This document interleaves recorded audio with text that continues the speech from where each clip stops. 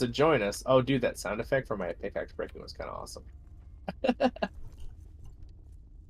We're gonna have to try to get some more friends, or otherwise, I think me and you, since we have such good gear, Azra, we can probably get to the mines really quick ourselves and start like looking for black diamonds and goodies. All right, count me and in. then yeah, so that mean you can bring stuff back and things. Wait, where are you, yeah, Zol? I'm gonna run back to our base to dump stuff in a chest. All right. Here. And then I wonder, have we got any? We haven't found any black diamonds yet, so we're gonna have to keep. Usually they could drop off orcs too, right? Yeah, you mean Like the end patrols. bosses, right? The end bosses? Yeah, yeah. Well, I think like the little, you know how the little patrols come through sometimes with the orc and 2 goblins? They're kind of like checking things out. I've gotten black diamonds from that. I didn't know. All right. Lesson learned.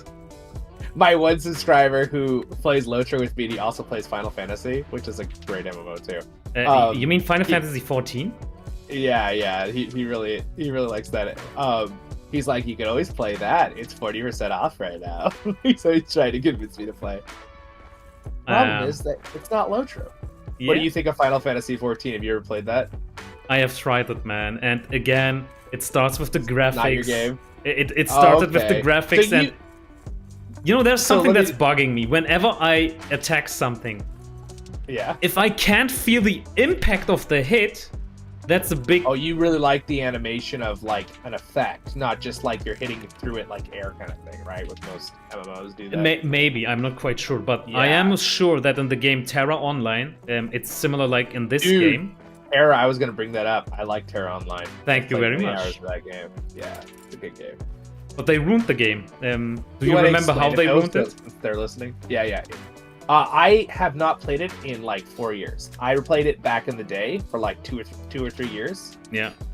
And then I literally just didn't have time because, I mean, again, I play a lot of LOTR with my kinship and stuff originally in the past, and now that I have my own kinship with our channel here, but yeah, it's kind of hard to keep up with too many MMOs. But let me just finish what I wanted to say here, because there is a reason why I stopped playing Terra Online. At first it was amazing, lots of fun. Whenever you blocked, parried, or hit a target, you really felt the impact. There was lots of timing involved in it. And if you got hit by an enemy, it was totally your own fault. So you can't blame the game mechanics. Yeah. True. You could charge up your attacks to make your attack even heavier, but there came a time when the game made it so big and friendly that it ruined the game. You know, whenever you did a skill, there was an automated suggestion button which says, oh, you used ability X. You know what combos the best with ability X? The ability Y. In order to chain that ability, you either press that button manually, or here is a little automated suggestion that just click on the jump button and we will do the combo hit for you. And that's where the game got so automated, where I said, wow. Yeah, too automated. And see, that's funny because you say that. A lot of people, I've had some direct complaints about LOTR that doesn't have enough automation. Oh, literally. Wow. Yeah. So it's interesting that you say that about Terra, which I agree with you. I think that was what made it fun to do your own timing and learning how to fight. Because I actually love the aiming in Terra because it felt like a classic MMO. And I usually interpret a classic MMO, so everyone listening knows what I'm saying. I usually interpret that as something, you know, from 10, 15 years ago-ish time. And it has that certain engine style, right? With like tab targeting most of the time, even though I considered Terra still in that area, even though technically it wasn't really a tab targeting, you know, kind of MMO. But again, like realistically, that's why I say classic. Obviously, like RuneScape's a classic MMO, but I don't really feel like it's in the same.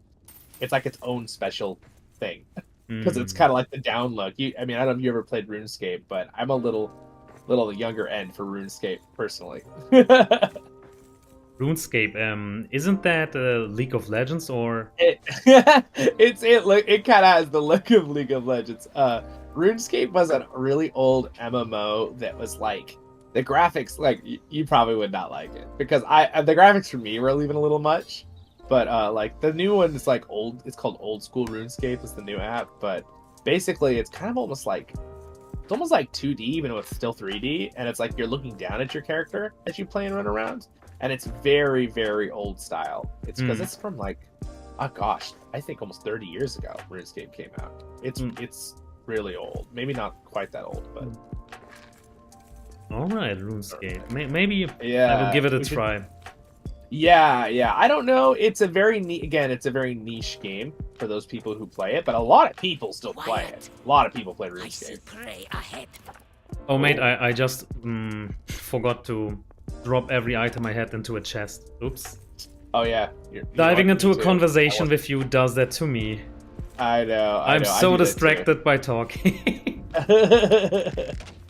Oops. So we have coal. Maybe. Yeah, Elvin was my one subscriber was wondering, do you like Black Desert Online? Because of its really, really awesome graphics, the MMO. Yeah, I have seen it and I've also tried it out. It seems amazing, but sometimes when I see the abilities, it's overwhelming. There was a class. It is a little bit crazy. I'm not sure which class. Was it the monk or something similar like that? He is creating a spirit bomb like some Goku and even more. And I said, wow, where does this stop being a game and starts becoming Dragon Ball? Yeah. That makes sense. Yeah, no, it's so true. It's so true. Yeah, that's definitely something I have noticed in that game. It was a little overwhelming even. And I will say they added a lot of automation to that game. Black Desert, like on an insane degree, more than Terra did, because you can like literally have your character like run to the next quest, which is actually kind of convenient sometimes, but at the same time, like it's almost too easy for me personally, just because I grew up with the World of Warcraft and LOTR and games that kind of obviously LOTR has really updated the way of following quests compared to how it used to be. It used to be hardcore. Now it's like we have a quest tracker, you know, that kind of thing. I see. Your helmet looks awesome. See, I have a hunting bow. Do you want that hunting bow? Oh, I'm a crossbow with me. All right. So I'm good on that. And what else? I see crystal flare. I'm never using these crystal flare things. So what do you do with them? They're just throwing. If you click R and throw them, they're literally just for being a light. I think in the future you can craft with them a little bit, but I don't know if you can or not, because I haven't seen an option yet. So you can usually just kind of throw them to get rid of the darkness, and you may need them in the... I don't know if they're like stronger, you know, for getting rid of evil. I don't know. It doesn't seem like it. But, well, should we try to get to the next spot? Yes, let's go. Let's try to find the Elven place, then... Hopefully, maybe we'll get some more dwarves who want to play with us here later. But it doesn't matter. We can just play duo. And one of my subscribers is asking what kind of shield I am using. Thorn, the shield I have right now is the shield of Balin. Oh, very cool. You will find it later. There is a Balin chest. Once you have it, you get the recipe, I think. Yes. And I'm using the... Which one of here do I have? I'm using the heirloom shield. This one. And I like yours even more than mine. Yeah, this one's pretty cool, too. I appreciate it. I like the square one, too, though. It's pretty cool. Well, I guess it's not square, but, you know, squared off. And Zol, since you are such a Lord of the Rings expert, I do have a question for you. It just came to my mind. Uh-oh, I'm gonna be tested. Okay, go for it. There was one of the dwarves, I'm not quite sure who it was, but maybe you can tell me. He was trying to reclaim Moria together with the expedition team, but he was killed by the Watcher. Do you remember who it was? Yes, you know, you actually already mentioned his name with that shield. I think you said Balin, didn't you? I said Balin, yeah, but didn't Balin die within the mines instead of in front of Khazad-dûm?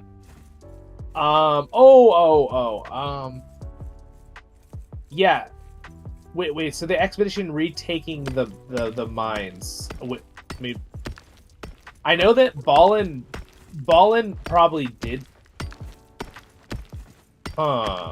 Wait, died? so you're saying when they went back to retake Moria, right? I need to know. There's a lot of times that wars were take a step back, but you're saying like after the After Hobbit Lord of the movie? Rings, right? Yeah, after the Lord of the Rings. Okay, yeah. Because in the Lord of the Rings movies, we see we see the tomb, right? And that's Ballin's tomb. Exactly. Right. So he's the one that went to camp retake Moria, and he also had Ori with him, I believe. Mm-hmm. No, wait, is it? I think it was. Was Ori the one with the slingshot? Yes, correct. Okay. And Ori is the one that has the Book of Mazabul, or the in the movies. Remember, Gandalf picks up out of his hands to read in the Fellowship movie. Yeah. I remember that scene. Yeah, that is him. So that is him there dead, sadly. So he's the one that wrote, we cannot get out. That they are coming kind of thing. All right, so, help me understand a bit more of the lore. When you say Book of Mazarbul, who wrote that book? Why is that book so important? So that was basically the history of them coming into Moria. And that was Ori making the records, I believe. He was the one writing that book. So that was the whole record of the Ballin's expedition to try to retake Moria. But again, at that time, they had no idea there was a Balrog, right? Yeah. So, and then obviously the Fellowship comes through later after they've died. And then, of course, that's why Gimli is so sad when he finds their tomb. Because, remember, he probably knew them well. Yeah. Because Glowin is his dad, who was one of the dwarves with Balin and them on the Hobbit journey, right, to retake the Lonely Mountain. Yeah, he was probably chilling with them every now and then. Yeah, as a dwarven child, pretty much. Yeah, and then later, so, yeah. When you say dwarven child, like, did he already had a beard, or how does... Probably. I think dwarven children have beards at, 3 years old, so... Oh, wow. At least, we don't know, 100%. Tolkien, I don't know if specifically said that. But everyone just assumes that they grow a beard very early. All right. And maybe they come out with a beard. I don't know. And how did Balin die now? Was he eaten by the Watcher, or was he just stung by him? What happened there? I don't know if he directly fought the Watch. I mean, or the... Oh, you know what? You know who died to the Watcher? Now that you say that. That was... Oh, gosh. Don't say Dwalin. Don't say Daddy Dwalin. No. It actually wasn't Dwalin. Dwalin, I don't think, came on this expedition. He died of old age, actually. Oh, but, thank God. I think, or I forget what Tolkien exactly said, but he died somewhere else. Right. He died very old. Dwalin lived to 340, which is getting near very old for dwarves. Dwarves usually live, it seems like, between late 200s to a little over 300, which is sometime closer to 400, but that's really rare. Is it similar like Dunedains, or how old do Dunedains get? Yeah, they actually live a little bit longer than the Dunedain usually, or Dunedain, however you let's say it. They live about it just depends, right? Because a lot of times if you look through the history too, they age more over time, right? So obviously during the death list, the first dwarf, he lived over 1,000 years, and then the age kind of drops off, right? They get less and less, and then it goes to around 250 to 400 is kind of like an average dwarf life in Lord of the Rings, and that's around the third age. The Dunedain, I mean, what did Aragorn live to? I think he lived to 250-ish? I don't remember off the top of my head. Anyone remember that in chat? Yeah, it sounds familiar. Look it up.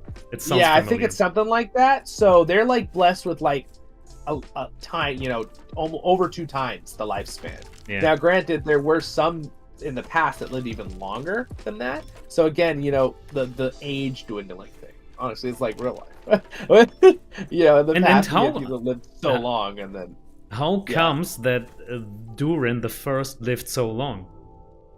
I think he just was, I don't know if he was extra blessed because he was the first one created by, the Smith God, or I'm not sure. And if you go through the history, his generations, like the generations after him lived a decently long time too.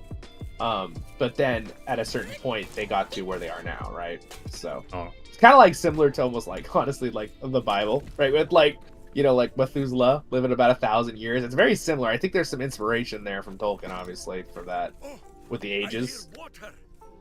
Before we sing in front of the statue, shall we establish a base here, or shall we withhold that until we reach the Forge of Narvi? I think we should get to the Forge of Narvi. Yes. And then work on that to catch up, and then we could get to the mines and make a base there, because that's probably the best spot. Oh, this is so... Let's just listen to this awesome song. I love this so much. Here we go. Let's do it.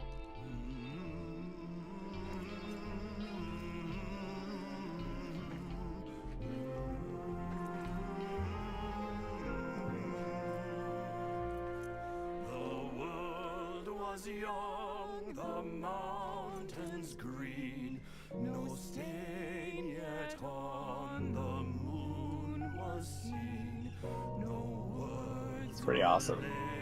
Why do I have a female voice? I know, I was actually thinking that same thing. What's happening here? That's not me. That's funny.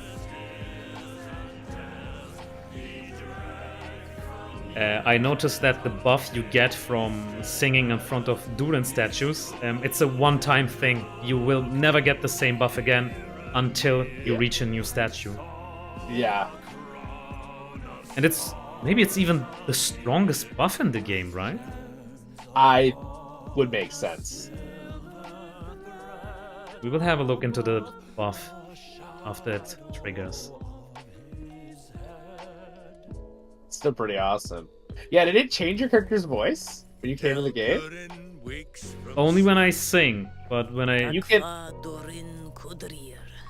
Yeah. Maybe, I guess you could probably, I think in character thing without... Careful with your character, but I think you might be able to adjust the voice.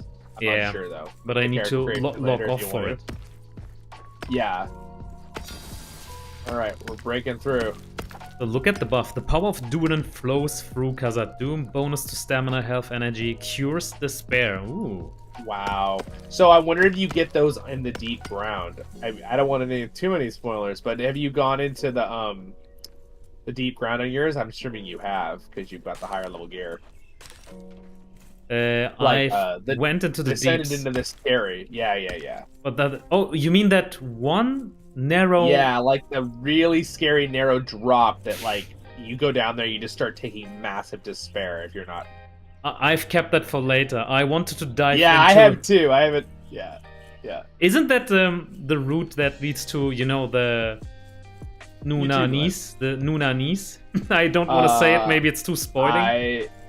I think so, possibly. I know, yeah, I haven't actually got there yet, so I'll probably cover it this week when I play through that area. No, I was keeping it. I was keeping it for when I finished the game as a bonus material. What was Tolkien calling those beings? Are we okay to talk about that, or would it be too spoiling? Most people I think on my channel know about this name because I talked about it in the past, and it's in LOTR. You call them the Nameless, right? Yeah. So now here's a thing that I learned, Azra, yesterday. Sorry to change the subject. I'll go back. You see the orc camp with the banner? You know how you can break the banner to get the key to open it, right? To get stuff? Mm-hmm. Well, sometimes the orcs themselves drop stuff, and I found out if you don't break those banners, you can actually farm them for orcs when they respawn after a day or two in the game. Ah. And the orcs will drop black diamonds over and over. So we don't open the chest. So we may not want to kill the banner. But like this one we could, but there's other ones like we can use them as like farms to get black diamonds. I didn't know about that. That makes sense. I just learned about that from one of my subscribers who was like, hey, maybe you shouldn't break those. I was like, oh, really? All right. So, yeah. So maybe we kill these guys and see if they drop anything, and then we won't touch the middle thing. All right. Here we go. Oh, we're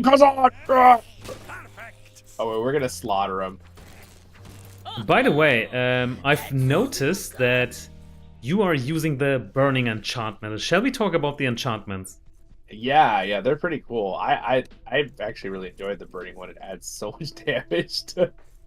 All right, so you said it's adding damage. I thought when you have the mithril enchantment, it's doing the same. It says when fighting against orcs, you do. Oh, I'm sure it does. Yeah, it does, but it Mine. does. But when I did the side-by-side comparison, the damage increasement was just 1 point. Oh, interesting. It probably depends on the type of unit you're fighting. I bet. Because I know with spiders, the fire damage is insane. Like in bugs. And it's pretty good against orcs and stuff.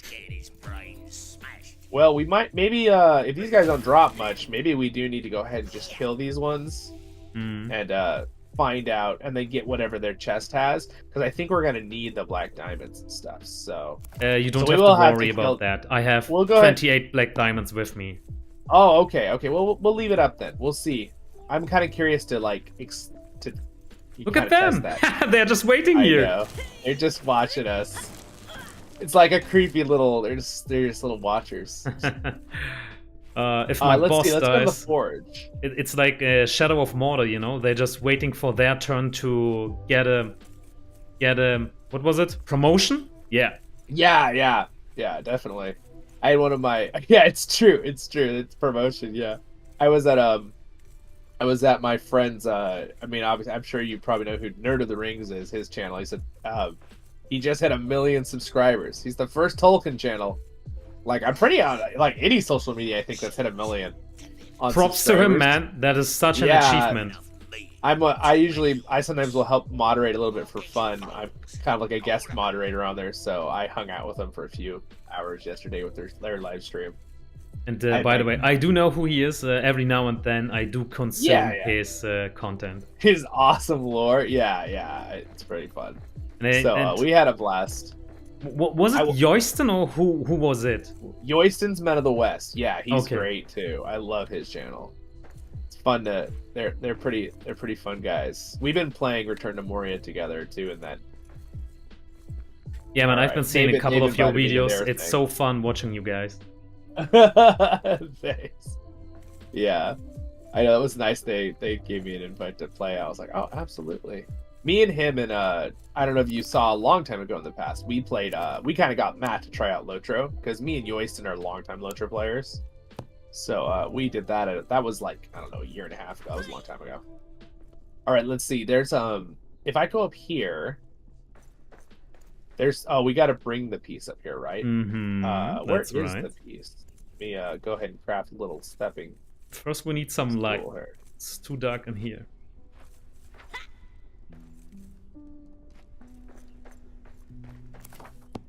But yeah, it was good to see you too, Glenn. One of my subscribers like, I saw you on the stream.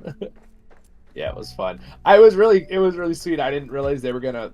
His moderators had asked me to make a congratulations video for Matt, and I was like, oh sure, I'd be happy to. But I had no idea they were gonna have him show it during the live stream. I was like, oh, so embarrassed now. No, it was a fine video. I'm just kidding. But okay, gear is placed. That one is done. No, I think only one is left. Where is the pipe? I can't find the pipe. I think it was outside. Oh, you know what? You're right. It might be actually in the dwarven camp area over here. Let me look. And once we have this, then I thought, oh, here we go. Some more orcs. Let's see if they drop anything. It's too dark. I'm curious. Oh, there's the pipe. Yeah, I see it. Oh, our elven quarters were under siege. Oh, it's already considered our quarter? Yeah, I know. That's funny. I guess it's more like, yeah, it's ours now. I'm not seeing these ones drop anything, so maybe it's only in the mines that they drop the black diamonds. Oh, that's why, because of the camp. Aha, goblins, come at us! Oh my gosh, we're gonna slaughter these guys. We're so strong with our good weapons. I think it's... Oh, they're still coming. But we need more light within this room. I'm the torch guy. Leave it to me. Yeah. Placing torches everywhere. You will handle the fighting. I'm just a construction worker. Sounds good.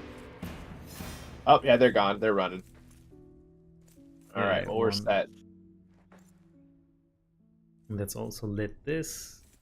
Sweet. So That. again, any of my subscribers would like to join us in this world. This is a new random world seed. We're gonna try to harvest a bunch of black diamonds and other goodies to bring back to our worlds. We will let other people join in. I'm gonna double check real quick on my Discord to make sure I don't have Sure. anyone who is asking to join here. Meanwhile, I'm gonna make sure that we are safe within these walls. That should do it. And some light doesn't hurt. One here. One to the left. Yeah. Now we have some fire. How about here? All right, there we go. Just let people know. One more there. Oh, very nice, very nice. I like the wall. It looks very nice. Thank you. Well done. All right, so now let's see here. At this point, we're kind of flying through the beginning here, which is awesome. Oh, did I not grab the wheel that was out there? I did grab the wheel, huh? Or the pipe we need. Yeah, so you take care of that pipe. I'm gonna make it nice Yeah. and cozy within these walls. All right, sounds good. There it is. All right. Replacement pipe found. Guys, we're doing plumbing. Great.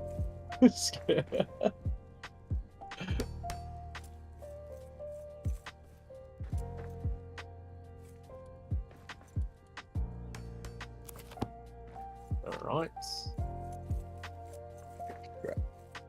Check this real quick. There.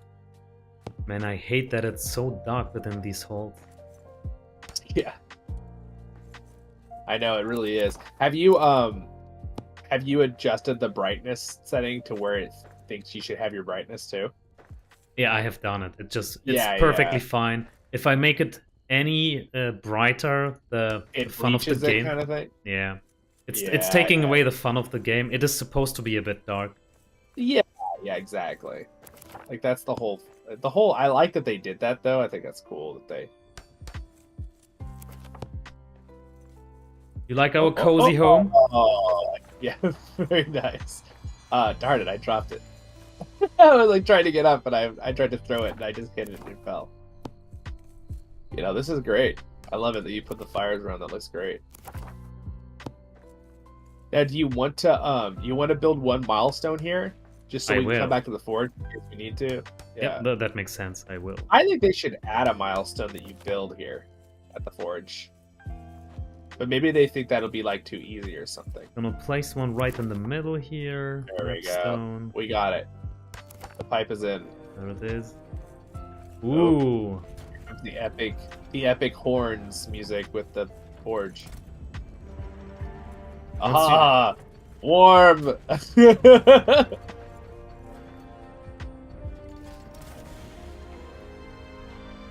Music's so epic, dude. The music in the game is so well done. By the way, I would like to talk about Dine Ironfoot, shall we? Yeah. Oh, dude, such a good character. Man, Of course, I'd be happy to. when I first watched Hobbit Part 3, Yeah. Gandalf kind of left it to our imagination what kind of character Dine has, because when Yeah. Bilbo asked him what kind of person Dine Oh. is, we have to defend. We're getting attacked again. Wow. Again! Okay. I thought we just got attacked. Come Wait a and second, get do we it. have- Clear out the filth. Oh, you know what? Are they gonna try to get in up here? That's the last. We're technically. Oh, okay. Yeah, let's kill some goblins. What was I saying? I was About Dane. yeah. So But, yeah. when Bilbo asked Gandalf what kind of character Dine is, he said that he always considered Thorin to be the more approachable one, or something like that. Reasonable. Yeah, the more reasonable. And Actually, Yeah. And that made me think, all right, maybe Dine is a stupid person. Maybe he isn't really ordering with logic. Maybe he is too aggressive for a dwarf. Maybe that's making him a bad leader, you know, becoming biased because of that. Yeah. Well, you know, it's funny. That's one thing I didn't really like in the movie, because you want me to tell you the book version of him? Yeah, please. I would like to see the comparison. Dane in the book is extremely I think they did it to kind of as a joke for the movie, like, oh, he's way more unreasonable than Thorn, because Thorn was. It's funny though, because in the book, both Thorn and Dane are way more calculated and cautious leaders than they are in the movie. So, like for example, I'll give you an example. Dane originally was at the Battle of Azub. No, I can never say. It's a huge long word. But it's the big battle of the clans against the orcs way back before the Hobbit. Oh wow, that was a fight like that. 100 years before the Hobbit, I think. But something like that. I don't remember the exact dates. But basically, gosh man, this is a lot of goblins. Dane actually looked into Moria when they were trying to reclaim Moria, and he saw the shadow of the Belrog. And Dane was like, "No, we're not going in there," which doesn't really line up with the Hobbit movie, right? Yeah. So that's one of the reasons why Dane didn't want to let Balin go on his expedition to Moria. By the way, yeah, and when playing Return to Moria, you always receive those letters where it always repeats Dine urging Balin to not proceed with his expedition. Yes, correct. Because he was still worried that the Belrog was still there, which he was correct on that. Right? If you ask me, Dane sounds like a very reasonable leader. He does. That's why I didn't like that quote very much in the Hobbit movies, because I felt like Dane is like one of the more reasonable dwarfs leaders there is, because a lot of them are kind of more stubborn, right? Mm-hmm. Not all of them, but some of them. So like I saw that in the movie and I was kind of like, I get the joke, but it's not really Dane Ironfoot at all. It's not really how he is. And after we witnessed him firsthand how he does things, I must say that I grew kind of fond of him. He isn't like Gandalf explained him. Quite reasonable leader. No, in the actual, like, when he's like gives him a hug and the extended edition and like, you know, how you doing, cousin? Like, he's really well done, like his voice character and stuff. I love it. But like the whole being really impatient. Now, granted, the part where he yells at the elves to get off his lawn, basically, that felt right. Yeah. Because the dwarves would not have been happy with that. But I think the way Gandalf characterized him, how they had him in the movie do that, where he's like unreasonable, that's not really Dane. He's very reasonable leader.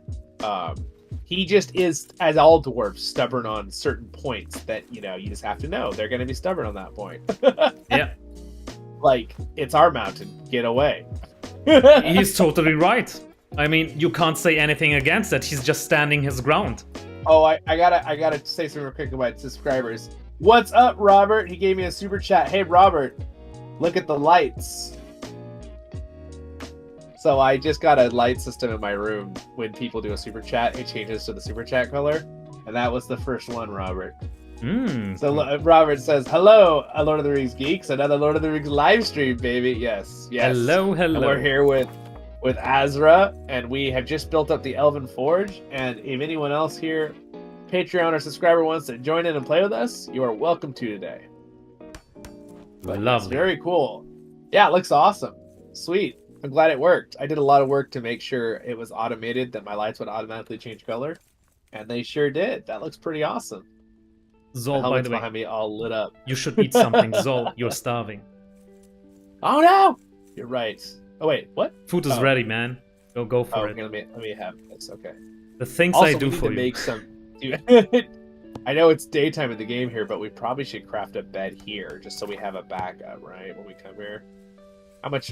We don't have that much cloth. You know what I like to play? You know what I'd like to play? Like a little imagination game. If you were in real life in this location, where would you place your bed? Oh, I always like to sleep in corners because corners give me a safe feeling. So like this spot would be that's a good perfect. question. What about you? I think that, like, yeah, I definitely would want my back to have a wall with, like, or something, but I'd probably want to have it near where I wouldn't be freaking freezing. Yeah, that makes sense. Like here? I mean, probably, yeah, probably, yeah, I wouldn't want to be in the middle of the room. I would if I'm thinking about it, I'd probably, honestly, the forge itself, somewhere up here maybe, just to get something, but, so it's warm. But, you know what, honestly, back here, dude, like this room, this would probably be a safer spot. If you or something up on an edge like this where you can kind of look out over everything, but you know there's only one way up the stairs. This might be a good spot right here. Or if I was being like, if there were actual orcs to think about, yeah, that's probably. You know what? When I already selected the spot, I think this is my sweet spot. That corner. I'm also having this in my single player. Yeah, definitely. All right, so by the way, I did get a black diamond for killing orcs without opening the box. So that person was so that's cool. I'm gonna hold on to that black diamond, and why don't we head to the mines? What time is it in the game right now? Morning, so we don't really need to sleep. I think that we should head over to the mines. What do you think? We have and kind of establish that base, and then we could do we can actually do some more mining. Yep, I'm just dropping some items into a chest here. We've gone pretty far for just an early run in this game. Ready. We should definitely bring our. Do you have any cloth though? We should probably bring the cloth with us just so we can. Yeah, I have 50 cloth. And I guess we can come back though. And let's not forget that we need to place some doors to the side entrances here, or else they will invade our base while we are gone. Oh yeah, that's true. Yeah, we'll just put a wall up on both sides. Yeah, that's a good point. I'll just here. Break everything. It's really dark in here. Stupid goblins. Let's see here. Stone wall. I guess we could put doors up too, but or I could just do one giant wall. It's not even fully. Maybe they can't get by it. That works. It's a wall. All right, to the mines. To the mines. Let's go.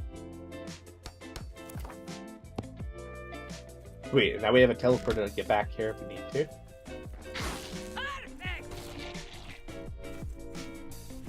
Yeah, that looks pretty cool. My whole back of my room now is glowing the tier of the super chat. Thorn is asking, how did you join a new world with such an equipped commander? How is that even possible? Thorn, that's easy. Zolin, do you want to explain that?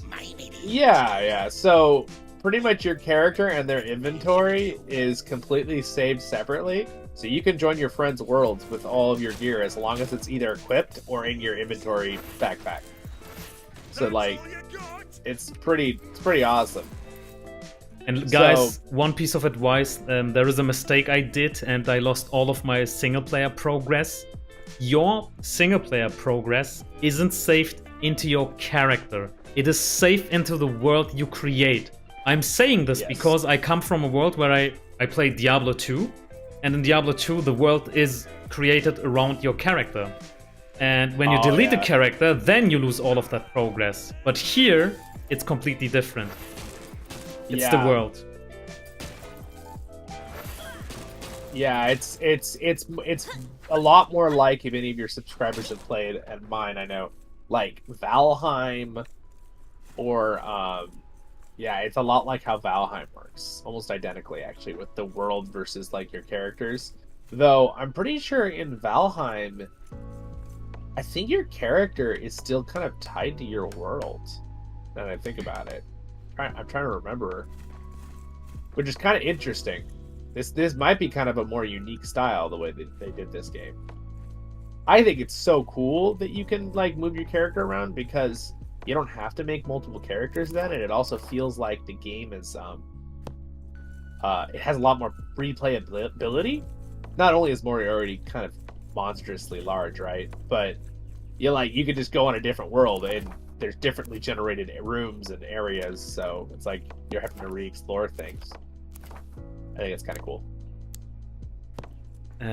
So we got one piece of Duran's Axe already, and now we need those Narvi Muznakan carvings. One is here. Oh, okay, yeah. Got it. Did you already grab the Ori ones? I think we have a couple. Maybe not all. Yeah, because at the very front. Because it's the Ori one, and then the Narvi one is here, and it's just those two at this point in the game, right? One of the subs is asking, how is the lore within this game? Easy.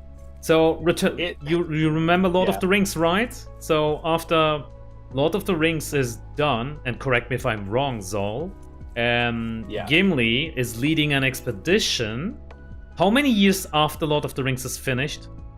So so Tolkien tells us, if we're gonna go like canon lore, like from what Tolkien exactly says, he tells us that, I forget how many years later, that they do come. I don't know if he gives a defined time when they come and reclaim Moria. So the only fidgeting in the lore pretty much is they kind of compressed like when they retake Moria, and I don't know if Gimli was necessarily a part of it. Tolkien doesn't say he wasn't, though. That's the thing, right? When he was older, like he is right now. So I think overall, for me personally, the lore has been a very nice balance of things that completely make sense with obviously some reality, right? And like a lot of lore when it comes to the like locations in Moria, and obviously, of course, they kind of imagined how they look, but you know, the fact that like certain locations look, the naming of things, stuff like that. Obviously, you see a lot of stuff from Gandalf.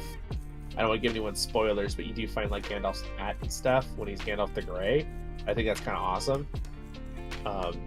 So yeah, overall, I would say the lore is a big plus for me, especially coming from someone who actually does some lore videos of Lord of the Rings on my channel. I definitely was very, very pleasantly surprised. Let's put it that way, Azra. I was really happy about it. Man, I love the fact that you know so much from the lore, like considering the books, because I'm quite the opposite.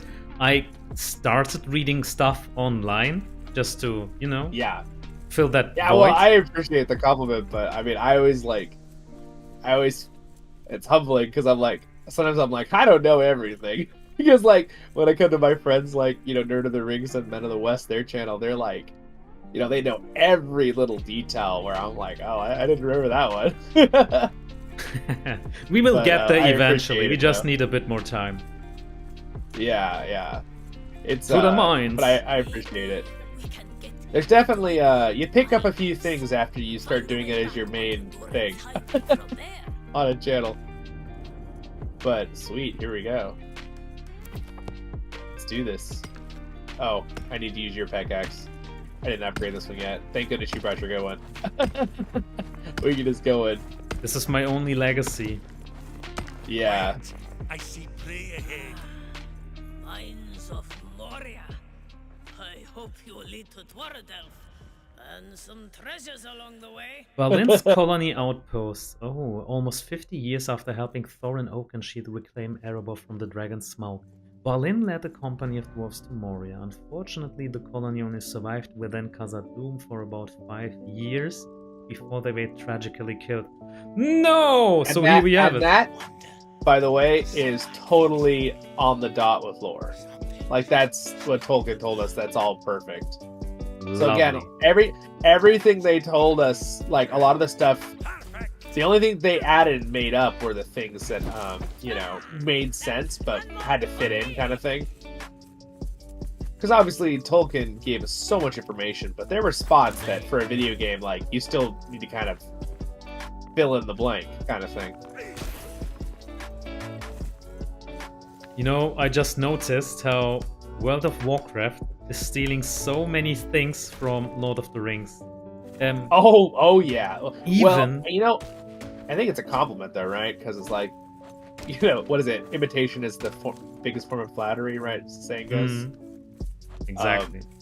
I think that obviously Tolkien is the father of fantasy, and I actually read a book on this. I have a book about it. But like, you know, D&D, World of Warcraft, all of these kind of genres, they're pretty much all like their creators literally said they were inspired by Tolkien originally. So that's probably why. Probably. Shall I try to remember as many points World of Warcraft has stolen from or copied? If I say stolen. Yeah. I would, inspired. Inspired, okay. Yeah. Like the whole. You probably won't get everyone mad at you who plays WoW then. I mean, we all respect Lord of the Rings as the father of the fantasy world, so. Oh yeah. People, definitely. I hope that people are intelligent enough to understand that I have no ill meaning while making the comparison. I'm sure. Yeah. I was just kidding. Yeah. So, okay, so go ahead. Go ahead. Of course, orcs. You know, like, come on, it's obvious. Orcs. Yeah. Tolkien created it, and everybody just immediately copied it. Orcs, of course, they are the bad guys. Yeah, exactly. But I think it's interesting in WoW though. I know you can keep listing things off, but in WoW, didn't orcs can be they're not always necessarily bad guys. Like obviously they are most of the time in WoW, but not even necessarily, to LOTR, you know, where they're just always evil. I wouldn't even say they are most of the time evil in World of Warcraft or Warcraft in general, since they have their own culture, and in their culture it is just normal to fight to the death for honor, for glory. It's not like you're getting shunned for it if you do it. Challenging someone to a duel for life or death, it's called Makgora.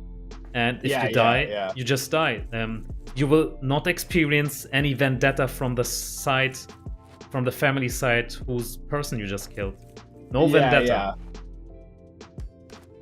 Yeah. It's very interesting. I think it's pretty cool though how they do that. I love it. So I have to give it to World of Warcraft. They used they used it as an inspiration, but they gave it a whole nother spin. They have their own culture. They aren't really bad or good. It's really coming down to a little more gray, like other races, right? Yeah, like because at Lord of the Rings, like it's pretty black and white. Orcs are pretty just evil. They don't really have a choice, really, and there's actually a reason for that. I actually did a video on my channel that literally says what are the differences between orcs from Warcraft and D&D and LOTR, like Lord of the Rings. So that's a good question. I did a lore video on that. All right, let's see here. Mate, you gotta give me the link to that video. I would like to see it. Yeah, I made it like a year and a half ago, but I'll link it. I think you'd like it, probably. But it sounds evergreen to me. Yeah, I think I did a pretty good job. I think it's so funny. I'm my worst critic, right? With my videos, like people are like, "Oh, I love your video." I'm like, "Ah." I'm my own worst critic. By the way, someone is asking. Earth is asking. Can you visit Erebor Kingdom in this game? I think not, right? I don't. I think everything is in Moria. I think it's all in Khazad-dûm. Yeah, I actually. It's funny he said that.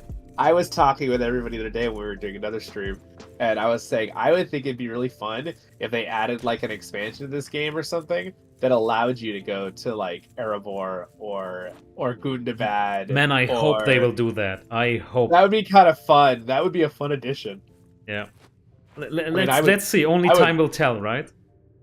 But yeah, and the game, the game I think is really reasonably price pointed too, for, it's not a max expensive game like today, because games are always like $60, at least US dollars today. I don't know how much for Germany. How much was it for you? In 40 euro. Okay. Yeah, so it's a similar amount because it was 40 US dollars. So. And he's also asking. Pretty close on currency. He's also asking with a follow-up question, is Dine Ironfoot also in this game? And so far, I can say only within letters. Yeah, like you witness how he's communicating with Balin's expedition team. He is urging them not to proceed since he fears that there is still a danger lurking within the mines of Moria, but nobody is listening to him.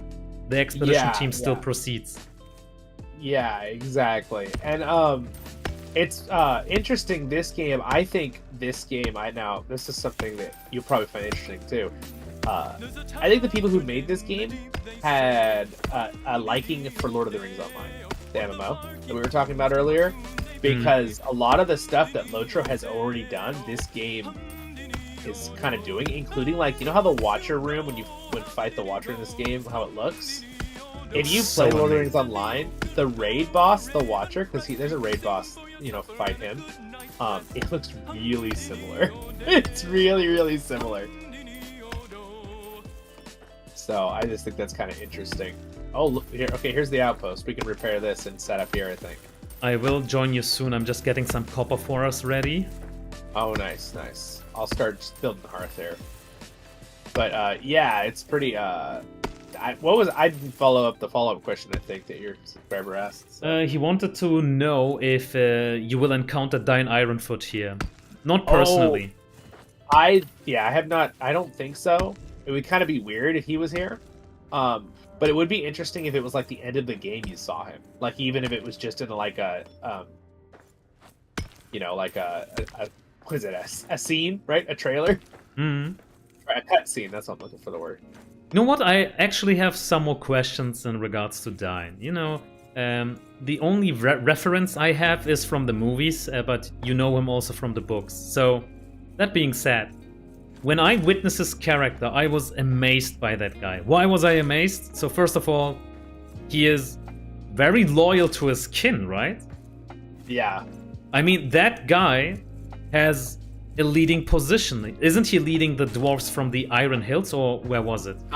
So he was leading him from the Iron Hills, but he actually becomes king of the Durin's folk once Thorin Oakenshield dies in the Hobbit. And that's where I wanted to lead the conversation. So that leader, Dine, had the opportunity of denying Thorin's request and just let him die, right?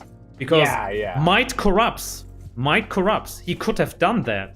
Instead, he chose loyalty and family over might and greed. Yeah, it's true. So I fell in love. I fell in love when I saw that in Dine, and I said, "All right, there is more to him." Yeah, I really like the dwarves in Lord of the Rings just for that very thing, because there's very few dwarves that would like give up, you know, a family like or anyone in their clan to that kind of stuff.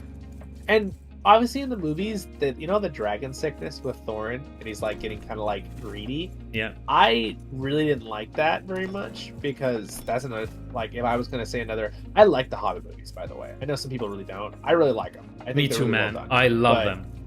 But yeah, so personally I like Hobbit movies, but when it comes to that, I found that I didn't like that part with the dragon sickness. It was too much, because that is a thing in the books, but the fact that he's like gonna like throw Bilbo over the edge in that one part, and he's like getting so like he's not gonna help his dwarven, you know, fit outside. That didn't really happen like that in the books, sort of. It didn't seem that harsh and extreme. Let's put it that way. Even though I love the actor of Thorin in the TV. But you know what? I know what you mean, but I kinda am okay with the dragon sickness, since I always have to tell myself it is a sickness after all. You can't do anything against it. Once you got it, it's just hitting you, and then you're just a victim of it. And what effects does it have on a character? That's it. It's just changing your character. Yeah, it's true. It's true, and that is a kind of that's a good point too, because then it's known as it's not, you really can't blame Thorin for it, right? It wasn't his choice. Yeah. So yeah, that's true. That's and true. I really had to fight myself. You know, I wanted to blame him. How can you betray all of your members, your friends and family, just like that for the treasure within the mountain? Is that even worth it? But then I had to always hit myself to reality and say, dude, he's sick. You have to accept that it is an actual sickness. Yeah, and that's why oh, there's a bear right here. And that's why I think Balin's part was really good too. Because wow, that bear is now not here anymore. Yeah, that bear is very dead. He had no chance. Yeah, but that was definitely something, you know, in that too. With that's too. Balin really helped that situation for me in the movie, because he seemed so upset to, you know, he has dragon, you know, sickness kind of thing. Like, that was kind of like cool. I thought that was well done. And I think I really underestimated that it was a sickness after all. At one point, Balin mentions, dragon sickness. I've seen it before. It is twisting your mind. He starts to explain it to Bilbo.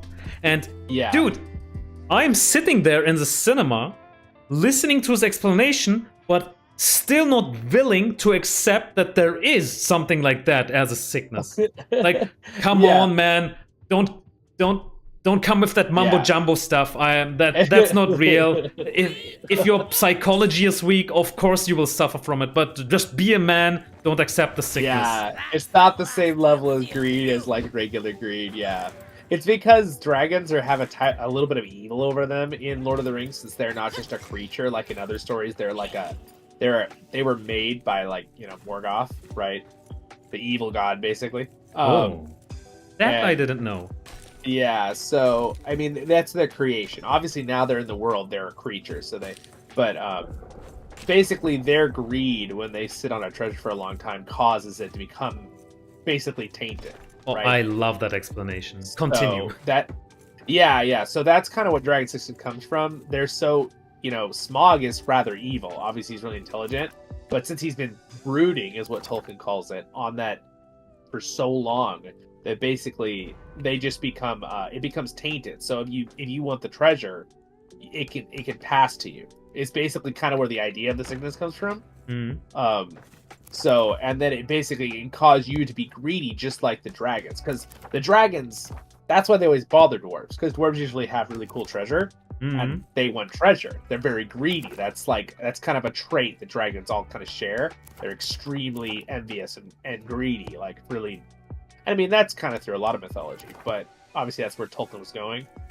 But I got a so question. that happens. I got a question. Like, brood, and that's what happens. could Gandalf withstand the greed? I don't think it would necessarily affect Gandalf as much. I would think so. Like, for example, Gandalf would not have been able to withstand the ring's temptation, because from my knowledge of the ring affects someone stronger based on their abilities.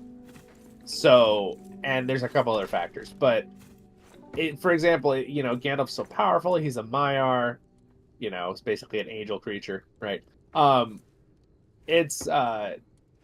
The ring would have been bad because it would have been really powerful on Gandalf, and he would have wanted to use it for good, like he says in the movies, right? But it would corrupt him, and he knows that. So that's why he doesn't want to touch it, right? Exactly. Literally, like physically. Same thing with everybody else, right? Because it's got part of Sauron's soul in it. It's trying to corrupt people. Like, it's like, you know, it's kind of what's going on there. But yeah, it's a good question. It's interesting.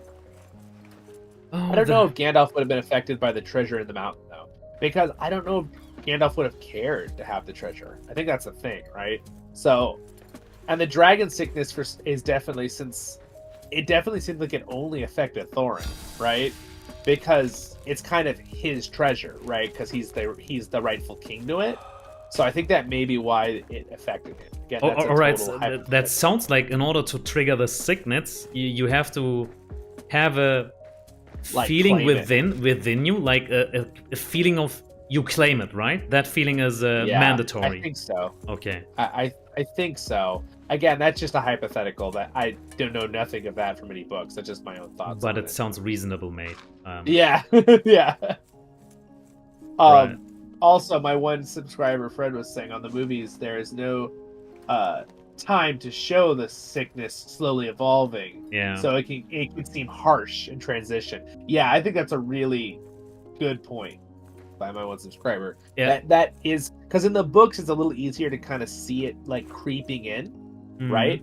And in the movie they wanted to make it striking, right? So they probably kind of like blew it up a little more in the book, because they wanted to make it really obvious. People don't miss it.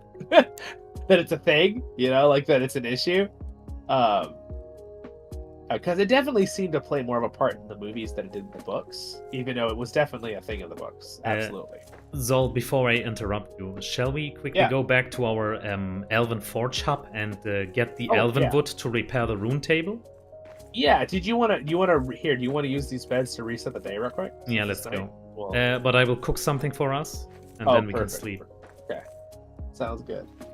So what is the plan now? So we will go back to the Elven Quarter. Let's sleep. Go back to the Let's Elven grab Quarter. our stuff, and then I'm wondering if we should. I think the biggest goal today was I'd like to have at least 3 black diamonds out of this, because in my run I ran out of black diamonds because I'll tell everyone else again watching and listening to our streams. Someone told me that if you don't destroy those banners in the middle of the orc camps, that it'll keep respawning orcs, and then you can farm the orcs for more black diamonds. Because that's a problem in my solo world. I actually was like 3 black diamonds short because I made a mistake on one of my milestones and I couldn't break it down because it glitched out. The milestone like couldn't be I couldn't get the materials back out of it. I couldn't destroy it. So then I was like, well, great, I'm out of black diamonds. So, but also just be fun to have more options, right? And have more stuff to bring back. Rest assured, once you proceed further in the story, you will get more than enough of them. In the beginning, oh yeah, I'm sure. In the beginning, it's quite hard to farm them, but later you just have too many of them. Yeah, that makes sense. Yeah, you can make all the milestones you want at that point, I'm sure. All right, here, I'm gonna teleport over to the forge here. Will we declare the Elven Forge our main hub for the time being?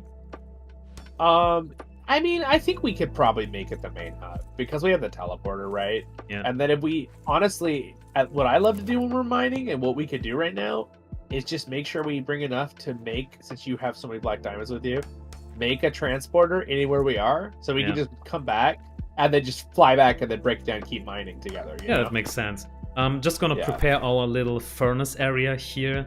We will need to create lots of those here. 1.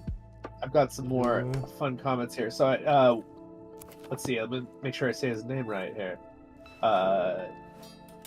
Desolate? Wait, I'm gonna probably make this name messed up. My subscriber here. Desterlery. I can't quite say it right. He said Morgoth's ring thing, where he puts part of himself into Ardar itself, so that the gold may have been a bit of Morgoth in it, calling the dragons to it. Oh, interesting. Maybe. That's an interesting theory. He's saying like when the world, the song that Morgoth kind of... So obviously, I don't know if you know the creation story of Middle-earth, but basically the Ainur and Maiar basically sang a song and kind of created the world with that. Morgoth kind of did like a dissonance, kind of added his own thing in. So I guess I think the theory from my subscriber is, tell me if I'm wrong, that maybe he corrupted some materials in the world, and maybe that's why there's like evil on the gold. But I think it's an interesting theory. I don't necessarily think I would think that was the case. I think it comes down to that the dragon is evil, and he put in kind of his essence into the gold as he sat on it for 100-something years. But it's a cool theory. Right, I'm almost ready. It's always fun to make hypothetical theories of fantasy fun stuff. Please bear with me a second. I'm still getting my items ready. Iron ingot. Back. Damn, I love this game. Ranger's Journal. I got 2 of those. Okay, Hero's Token. Do you have 1 Hero's Token? If yes, we could craft the first. Yes, I have it right here. Where shall we place it? In the mines or here? Is this the honor one? I'm not Is sure. The honor thing you're building? Yeah, the honoring your ancestors. I would build it near our the mines teleporter. Yeah, or you could build the mines, or you could just build it right here. Because if we come back here over and over, all right, we don't even need to really build the mine space because we already had good gear and you brought teleporter stuff. So, all right, because then we could teleport. Do this teleport back to our spot every day. I'm ready. By the way, we need elven wood, right? Elven wood for the rune table. Let's quickly get it. Yeah. I kind of wonder if we should break down this one camp just so they're not right at our front door. So they don't. These guys. I mean, as long as they don't invade us, I'm fine with it. Yeah, I don't think they do invade. I don't think hordes and attacks invade. Consider them black diamonds delivered right in front of our door, so we welcome them. Yeah, it's true. It's true. Hello there. General Kenobi. Oh wait, you're not doing Star Wars, are you? I am totally into Star Wars, man. You're a bold one. Doing the Obi-Wan. I love that, man. Hello there. I'm a big fan of. I know a lot of people don't like. I don't know what it is with the hate for the episode 2. I understand there's a lot of memes and in the episode like Attack of the Clones prequels, but I like the second and third one.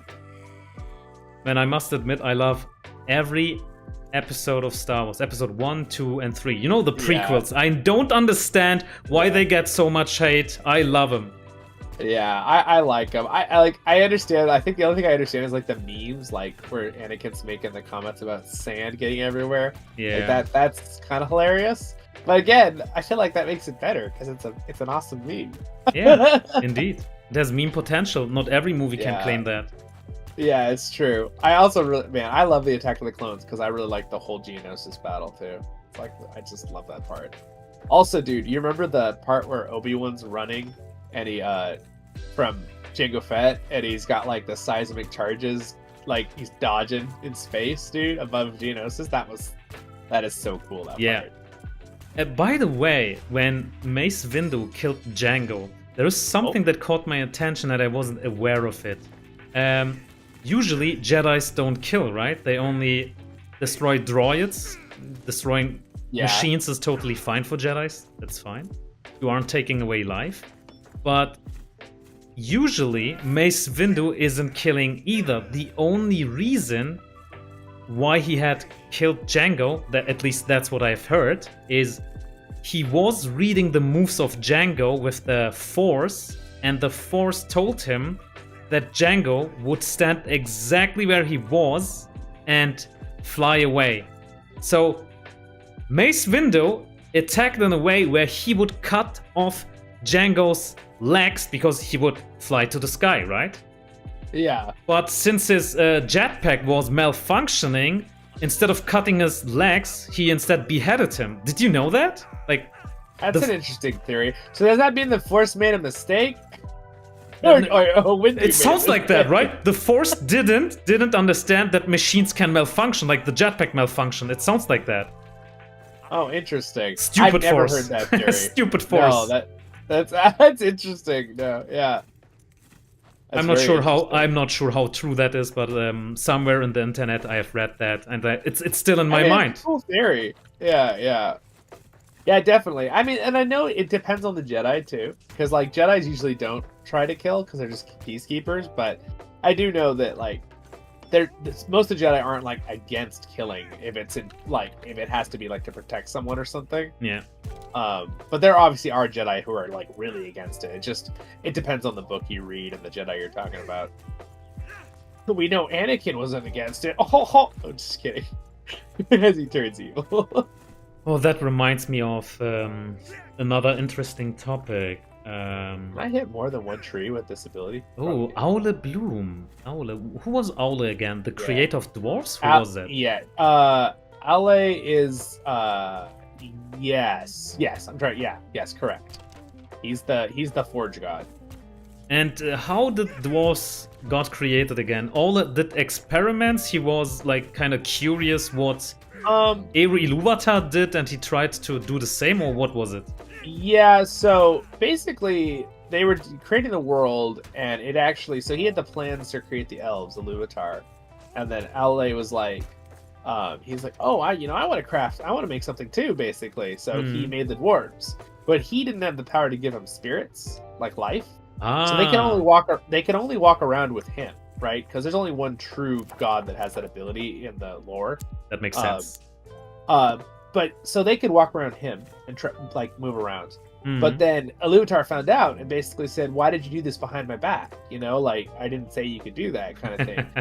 And then so Alyu was like, "Oh, I didn't realize I wasn't," and he realized that he wasn't doing it out of malice, Quiet. right? He just wanted to do I it see as prey ahead. he wanted to create him, right? Just because he thought it was so neat that Iluvatar was doing that. So then basically, Alyu was actually going to kill his dwarves. He was going to kill his creation. Like he was all like about to do it, and Iluvatar basically pitied him in a way of, because he knew that he didn't mean to do that, like evilly, like for of course Morgoth obviously did everything evil, right? Yeah. Corrupted, but he basically tells him, no, don't kill your creation. I'm going to allow them to be in the world. And he said, in fact, I'm going to give them souls. And he said, I'm just going to put them to sleep, though, and make them wake up after my elven children. Oh, So, in theory, that's so lovely.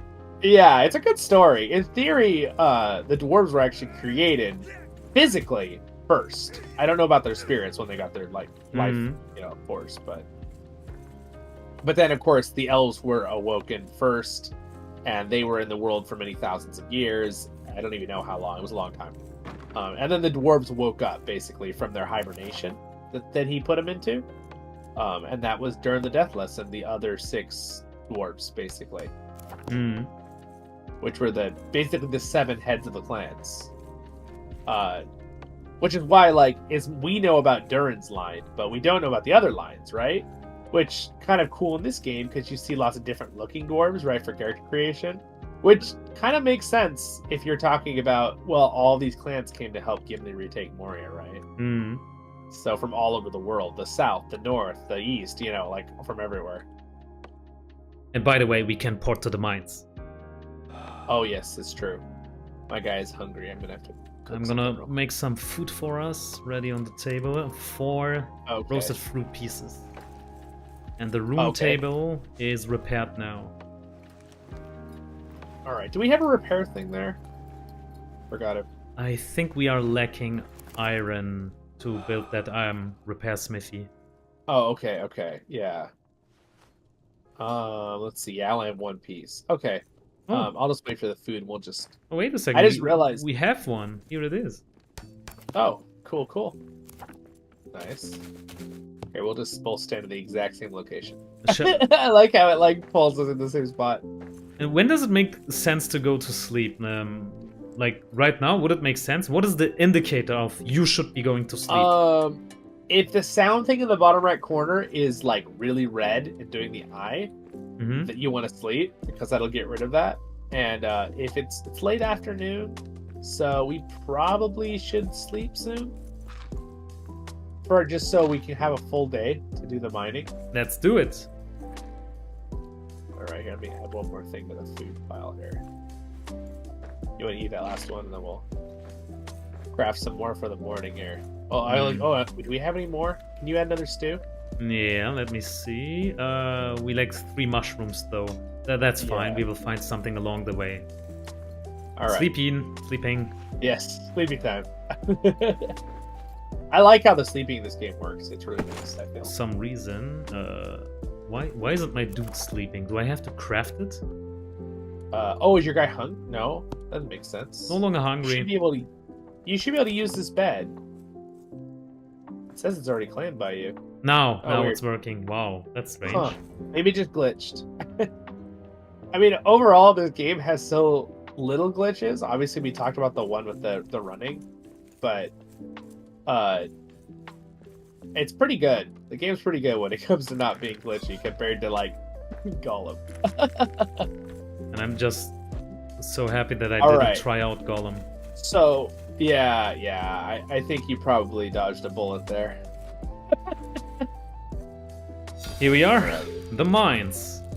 The mines indeed. So my problem is I just realized I still have a basic pickaxe, and I have a good one just at my other world. I don't know if you'd be willing to real quick let me get on my other one and grab it. Sure, go for it, man. You wanna? The problem is though, if I leave, I think it'll kick you out. So we'd have to rejoin, both of us. Okay. Because I'm hosting it. All right.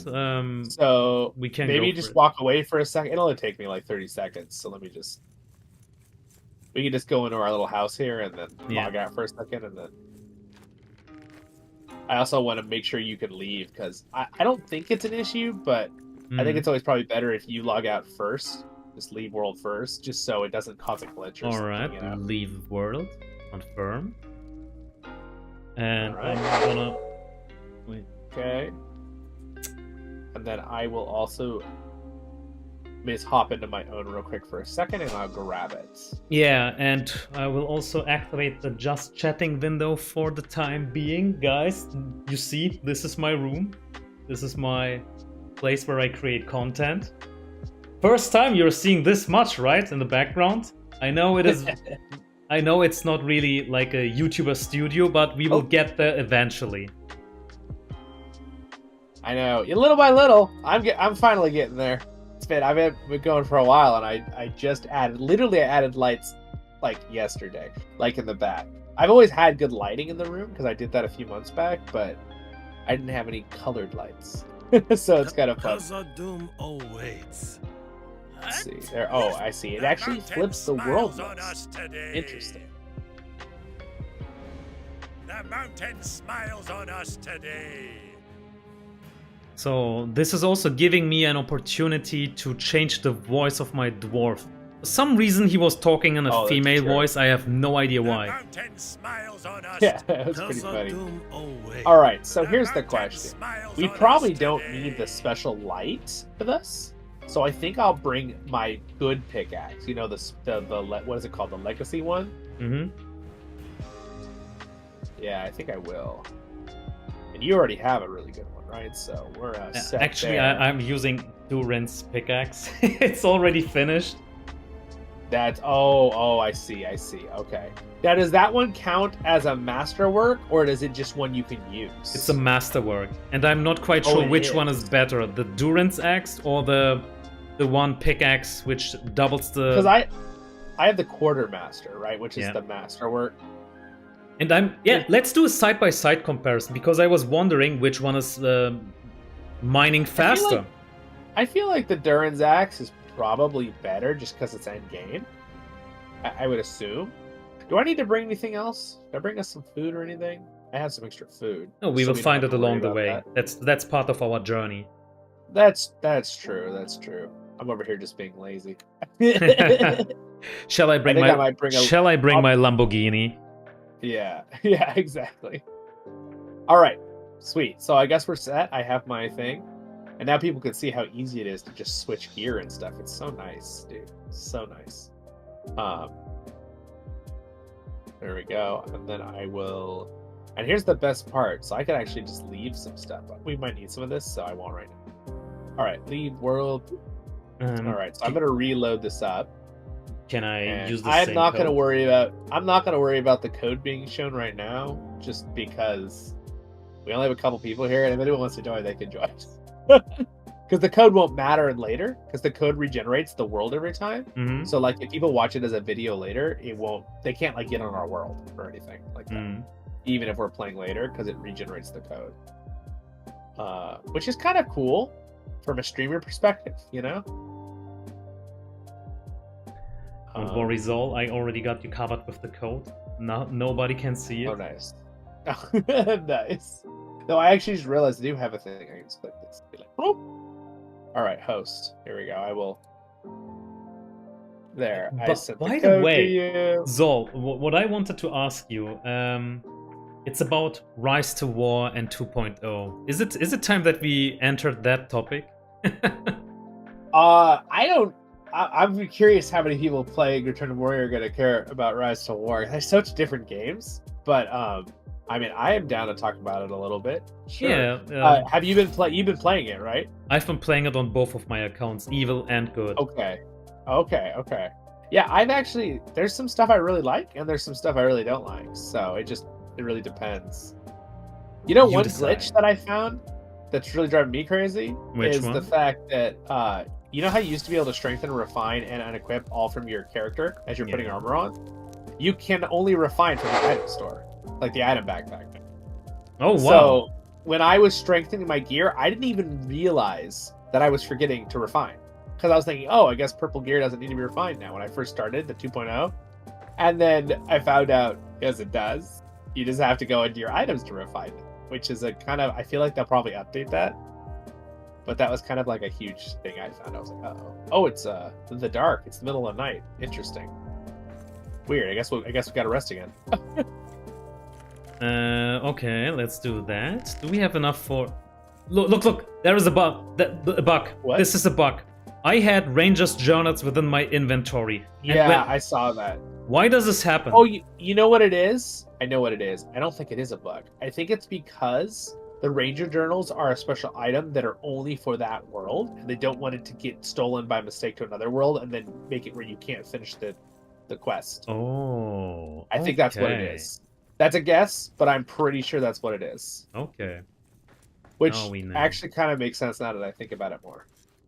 Because that'd be kind of a bummer if you took the Ranger journals to another world, and then you were in this one, and you're like, why can't I finish the quest? You know? Yeah. All right, there we go. I'll go ahead and I'm going to dump a bunch of stuff here, and then I think we should go and do some mining. We have a bunch of elven wood. Do we need to build anything else? I'm looking. I think we can probably just sleep after this food is... Yeah. I actually have a bunch of extra food with me, too. I just brought some salted pork. Just... Look at that. Too soon to sleep, it says. Okay, well, I guess the dark is actually early morning, so I guess we're good. I think I actually... Now that I think about it, that might just be early morning in the game. Dusk is the best, yeah. Settings, hold to sprint keyboard, check, uncheck, confirm. That's a bug What? that needs to be taken Silver care ore. We get some silver. Right. Let me join you. Well, there's always food and always And now your guy has a different voice. Finally. Oh, there we go. That's better. That makes so much more sense. Not that we have anything against a female dwarf voice, but we're both guys. Yeah. By the way, I was asking about the Rise to War and what you like and don't like about the game. Oh, yeah. Would you like to elaborate on the things which you like about the game first? The update? Yeah, I would say that I definitely enjoy... I actually think the whole army thing is cool. Like, having 4 commanders. It's kind of like a double thing, because I also am a little bit bummed, because I kind of like the individuality of the commander trees.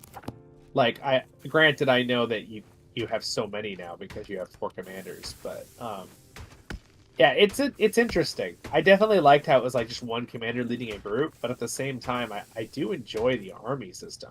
I think it's kind of fun so far. Now, I would like to actually do more PvP with it, because I haven't really done a lot of PvP with the new system, except for the PvE a little bit. So we will see. It's interesting that you say that, because I know where you're coming from. At one side, I have a side in me which is trying to resist 2.0, holding on to the old traditions of 1.0. Like, you know, I am used to having just one commander and know exactly who that one commander counters. Whenever we went into PvP, we had this countering mindset. But now, that is pretty much gone, and your outcome of a fight is more left to RNG. What do I mean when I say RNG? So, let me give you an example in 1.0. If you have, let's say, you know that your rival is Gil-galad. You're about to fight a Gil-galad. What do? You get ready with any item or any skill that carries the effect Pursuit, right? Yeah. Okay. So, that is how you counter someone in 1.0. But if now we have all these random formations, and you no longer have 100. Let me don't say 100% control, but at least you had more control in 1.0 when PvPing. Yeah, I definitely think so. I'm a little worried too. I don't know how the new system's gonna fare with like people who play the game more free, because like I feel like before people could definitely do it. Like, you could be a free-to-play player for a few seasons and then have a decent commander, you know? Like, one commander with full purple, you know, that kind of thing. But I feel like now the fact that it's kind of a similar amount of items, but you have to build 4 commanders from one army. It's rough. I definitely Man, think it rough. makes it a lot harder for anyone who's free to play, which it's a little bummer because I always kind of said people ask me, "Oh, can you play Res to War free to play?" And I'm like, well, I think you can to an extent. Obviously, you're not going to be quite as strong, as other people, but you can still have fun and play. Now I'm kind of like worried, like I don't know if I can recommend that to people as much. Yeah. And what is Like- really bugging me is, like back in 1.0, I really enjoyed that you could counter just by equipping certain items or selecting certain skills. The amount of control you had was the game. Yeah. I mean, strategic thinking was it was rewarded. Right now, Yeah. imagine you have a Gil-galad in the enemy's team. Now imagine you have a commander like Faramir or any other commander who could counter Gil with a pursuit effect in his skills built in. It's totally left to RNG if your Faramir with pursuit attacks Gil or not. You have no control whatsoever who attacks who. I just strongly dislike the loss of control. Yeah, it definitely, and it makes it then feel a little bit more like, I don't like this word, we're using this terminology, but like the whole pay-to-win factor, because you have all those commanders. It's like, again, I like Rise to War. I've even been enjoying this week, just kind of learning the new system, but yeah, it kind of worries me a little bit too with that. And you know what? I think because you lose a lot of control. Because of that very reason, the loss of control, people will punish other people. Like, if you don't have a Gil, lucky me, since I have a Gil, I'm gonna use that against anyone who doesn't have pursuit. The same goes for another effect similar to the strong evading effect of Gil. What else comparable like evade is a very strong. And then what are you going to point. have, like a full team that can counter it? But there aren't enough commanders that all have pursuit anyway. Yeah. Yeah. It's very hard Now, to come by. One other counter to Gil-galad in the past for me was my Gimli. And because Gimli also has pursuit, right, on his weapon. Oh, yeah. So he's a pretty good counter. But even like before I had pursuit, man, I'd still kind of beat up Gil-galad's just because my Gimli was really strong. I have seen him, mate. Yeah, I have seen him. Yeah, that guy. Didn't you have like his relic item, his unique item, and also fully max refined? Or yes, he's the only character I've done that with. And with the new update to Mithril, I was still able to max out his, and I have a little bit left over. So the conversion wasn't unfair. It seems like it's about the same with Mithril, like compared to all of my Mithril before. But I definitely think when it comes to blue Mithril, I probably lost a little bit, like with the lower level. Oh, do you want to build a teleporter? And we'll teleport back to base and dump some of this in a chest. And that makes sense. Let's go. Teleporter. And then we can like delete the teleporter and do that. Keep doing that. Yeah. So first we need a stone heart. Then comes the teleporter. Yeah, and then we can perfect. And then we can also do so wait, which one is it? West. Elven right? Quarter. Or which one? Oh, you're right. We went. Yeah, let's do the Elven Quarter. We'll make that the main base. I was thinking the West Gate just because out of habit. My main base is that. My one subscriber, Elvin, says whaling blue whales. Talking about West of War. It's true. It's true. That's why again, it's a very niche game, but again, that's something that's a little hard. I'm not fully locked in yet with Rise to War, as in. Is it possible for free-to-play players to even play at this point with the new 2.0? It's very hard for free-to-play. I don't know. I think it's definitely harder than it was before with this update. Yeah. And that's kind of disappointing to me because I liked that their system before was like that, but I do like the commander groups. I do think they're very fun. So, and I do have a couple videos I made recently that I'm going to release about it because I made like a 40-minute one on the respect stuff. In 1.0, everything was revolving around... Oh, it teleported me way out over here. Oh no, that is another bug. Yeah, that's a bug, I think. I had that one too, but that's the reason why I created the map stone out in the open. Seems like I have to place it even more out in the open. So maybe it has to do something with the... Oh, you know what? You think it's because we teleported at the same time? like from 2 different map stones? Not quite sure. Did that have The to do only with it? thing I know is I'm gonna place it somewhere else with more space. All right, sounds good. And food is awaiting you once you return to Mother Base. Yeah. Yeah, returning back to our topic. So, what was I about to say? I was saying that 1.0 was all about countering certain commanders. You could build anything to counter anyone. Yeah. Which is cool. I love that. And granted too, this is the interesting part though. From let's say like if I played devil's advocate with Ark, even though we agree on this, what if the fact that it is more randomized in formations helps free to play? Because instead of, here's a Gilgalad with full golds, right? And his other units aren't. Is there a better chance of you not getting totally annihilated because that Gilgalad can really only help and attack one other formation? Yeah, you got a point there. Yeah. So that's a positive for free to play, and I think that's what a lot of people are talking about when they're like, "Oh, it's going to help free to play," and I was like, "I don't know," but I feel like if you want to have a really strong team, you've got to arm 4 commanders now. Like, I still think it's worse than better, personally. Yeah. But agree. So, like, I still agree with your point. I like the fact that you could actually do the work and, like, the map, like, in your head and figure out how to counter someone, right, with the right commander. Yeah, man, So, that's anyway, gone. That was a big though. part of the game. We enjoyed it so much just to have it crumble around us. Yeah, which is why I think some people are so frustrated about it. Okay, Yeah. let's see. And with the new formation system, I must admit, right now I am diving deep into it, trying to understand, and in the process, So much work. the process of understanding who counters what or has the potential of countering, I started feeling a bit of fun, and I'm hesitant in saying so. I know. I did that too. I'm gonna be honest. Me and my brother-in-law Jethros. Jethros is gonna play with me again. So I don't know if you remember Jethros. Just my Of videos, course, like, I 2 years remember ago. Jeffros. I I was watching you two. Yeah. Jethros he likes your stuff too. He was like, "Oh, I know who Azra is." Thank you, man. That means a lot to me. Thank you. Yeah. Greet him for me, please. All right. Yeah. I'm sure he'll see this later, but I'll let him know too. Awesome. All right. Let's see. Oh man, we have so much wood Jethros here. is a wonderful supporter of the channel.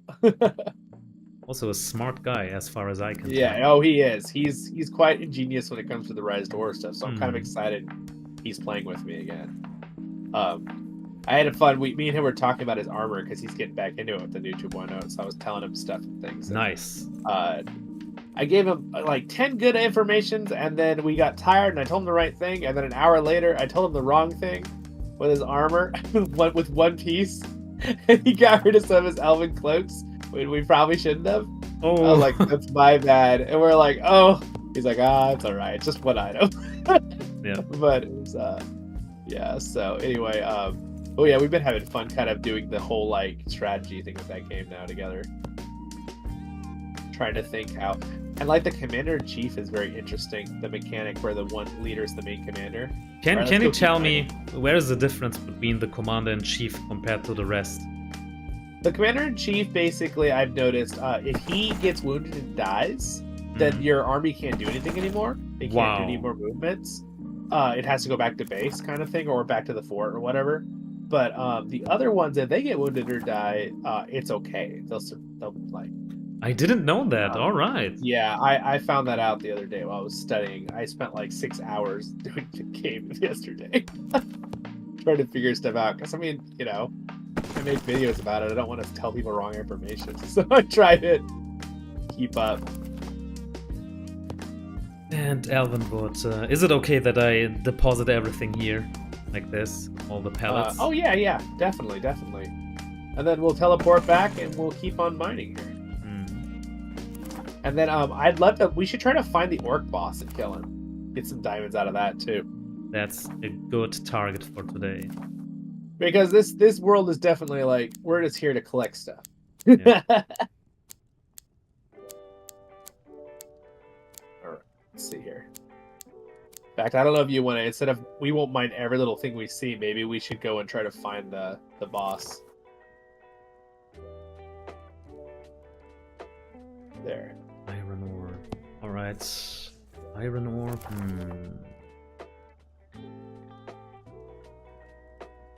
I got a lot of stone with me. My dwarf is singing away.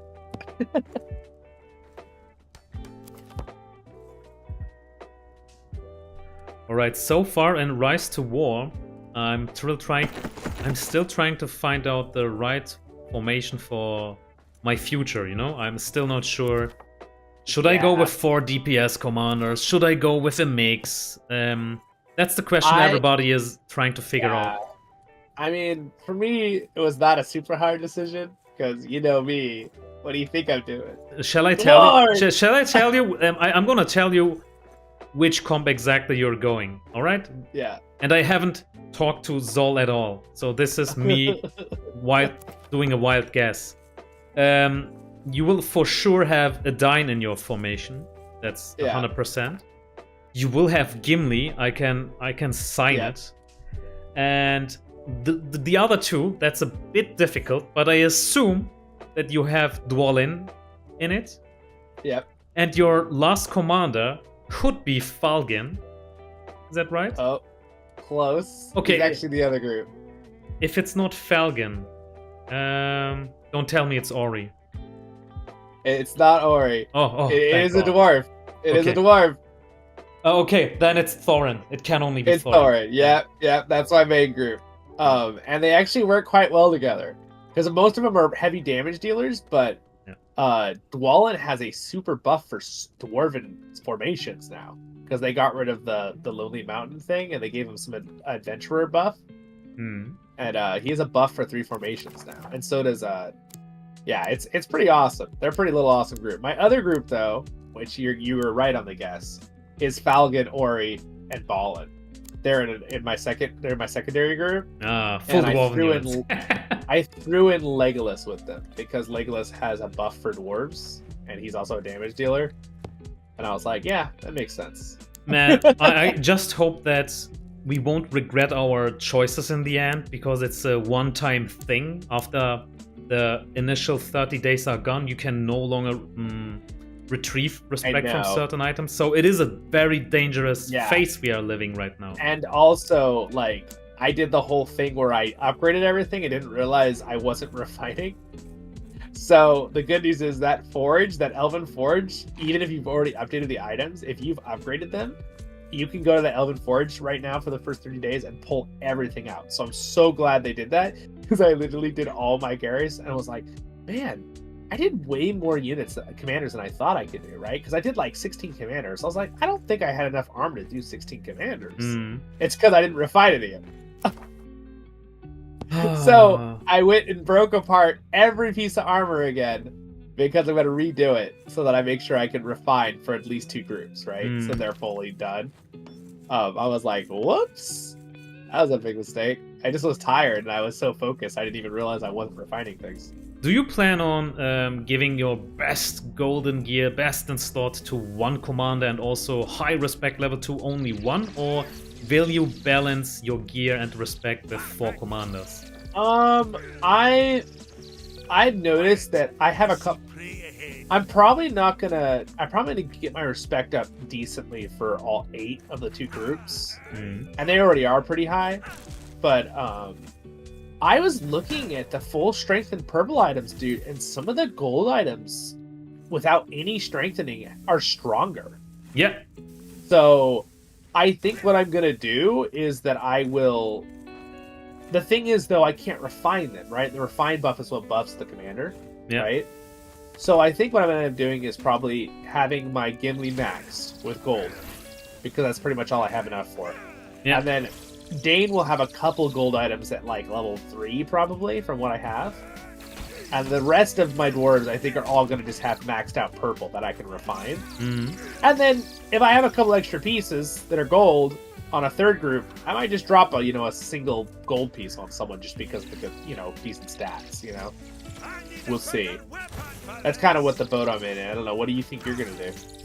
Alright, I'm still undecisive when it comes to formation. Like, I have 3 ideas. I've seen 3 ideas looking very nice. The first one is a kind of hybrid composition where I have 2 to 3. For the opening. Yeah. So first idea for a formation is having 3 troop buffing commanders. The first one being Isildur, the second one Gil-galad, and those 2 commanders go so well with each other. Even their respect 10 items harmonize with each other. Yeah, it's true. And while Isildur has 1 defensive buff, he also brings 1 offensive buff for the whole formation. That is insane. He has both. And then Gil also does the same. 1 defensive buff, being Kingly Kin, with the evade for elven units, you know, that's gonna help. Follow me this way, we're gonna go back to... Yeah. And then he's also boosting the damage of his units with his R5. So that is for sure. They too harmonize with each other so well. Then, who could be the 3rd commander in that formation? I was thinking about Elrond, since Elrond is also bringing something to the table which that formation yet lacks, being burst damage. Elrond now... Oh, we should break this down and bring it with us. Oh, right. That makes sense. Let's take it. Oh, you know what? Yeah, let's bring... Oh, did I pick it up? Also this. So I think if you are running a formation that is relying on troop damage, unit damage, you will need 1 follow-up commander. In that case, it's going to be Elrond. Yeah, no, definitely. And you know, it's funny, I had a similar conversation with Jethros last night, and I'm sure many of our subscribers who know what we're talking about get that, but I hear a lot of people are like, what are they talking about? What? Alright, let's see here. Do we have any fragments of metal or repair? We don't have many, do we? Let me see if I have something. Yeah, I can give you some. Yeah, it would be I just dropped a few. Repair. Nice. Do you need more? I don't need it. Nope, that's good. That's perfect. We should probably sleep. Do you see the sound thing at the bottom there? Yeah. You see it, guys? It's like doing the little red thing. All right. Like summon a horde. Wait, actually, we might want to summon the horde. It might drop black diamonds. Right. Yeah, that sounds reasonable. About it. Yeah, I think we need to go the other way to see if we can find the orc base. So maybe except our characters are gonna get tired. That's the only problem. Yeah, let's go to bed then. Yeah. Yeah, let's reset real quick. And where was I? So I was saying that if you decide to run a troop boosting army composition, besides synergy, you definitely want to have 1 follow-up commander. And for evil side, it's obviously Witch King. But for good side, you have a few options like Elrond if you go with elven units. And what Gandalf the Grey now does is he has follow-up, but only for his own units. Unlike Elrond. Elrond is giving you follow-up for himself and also 1 additional formation. Yeah. And I was happy to find out, like, you know, the buffs now you get, like, Sharp Blade for having a set of armor. I was happy to find out that Sharp Blade does indeed add to the commander and the units. Yeah. So it definitely looks like the masterwork I'm using definitely digs out more still, but yours is obviously faster, it looks like, and obviously you can get higher level stuff, probably. Ah, that's the difference. Okay. Because, see, this one, because it's two-handed, it does, like, a bigger area. But let's hit this thing with yours. See how fast you dig through this coal. Yeah, see, you dig through so fast. Yeah. All right. So maybe you just a higher level of, and it's a single hand, which makes it kind of better because you can hold a torch. See, because that's the problem. You can't hold a torch down in that dark area. That's kind of a scary predicament. And coming back to the formation thingy, I'm still lacking 1 commander, which I would like to finish. So here is where I have problems. I'm not quite sure who could be a perfect fit, you know, with Elrond, Isildur, and Gil-galad. The 4th commander could be either Galadriel, because Galadriel is bringing something to the table we still yet lack in that comp, being elemental damage, right? She does lots of focus she damage. does a lot. Yeah. Dude, you know, I don't know if you saw, but you know how the King of the Dead actually looks like he's going to be a good character, and Jethro's really excited because he always felt like he wanted to play King of the Dead more, but like it was really hard to get Oathbreakers. But he now he buffs regular units now too. Is that even though he still has a dead buff too, obviously. But his item, dude, you know how much damage, focus damage, his item does on round 1 if you max out refine his ring? Oh, his special item? It does Ah. 1,200 focus damage now. Wow. Okay. I Yeah. underestimated kind of that. Yeah, so he got some crazy updates with that. Granted, it's only one formation he hits, but I mean, that's a lot of... If you don't have good defenses on that formation is a gonzo. I'm gonna look further into it. I Oh, the totally orcs. forgot We found about... Oh. Here we go! Alright, sorry, what were you going to say? I totally underestimated the King of the Dead's relic. Or we now call it relic, no longer unique. Yes, relic, yeah. So cold in here. Hello, we're here. Do you want to build a hearth right here on the teleporter? Just so when we're done, we could... Yeah. Oh, look it, they're hopping out. They're hopping out of the works. I'm over here just trying to honor goblins. I mean, not goblins, honor the dwarf. Knock this one dead. Alright, I brought my halberd here to Huey. Yeah, Alright, we're gonna destroy these guys. You guys ready? Mapstone created. Oh wait, I should be using... So I was saying that I'm not quite sure for my last commander. So we just mentioned Galadriel being a good choice. She is coming up with something we lack, being elemental damage. But also, she has healing, quite nice healing. Also synergizing with elven units. Yeah. And she also has one element of surprise, being... Was it 50% chance to cast Madness? And that is also not to be underestimated. Yeah, true. So 3 things. Elemental damage, being focus. Madness, bringing a bit of chaos. And strong healing.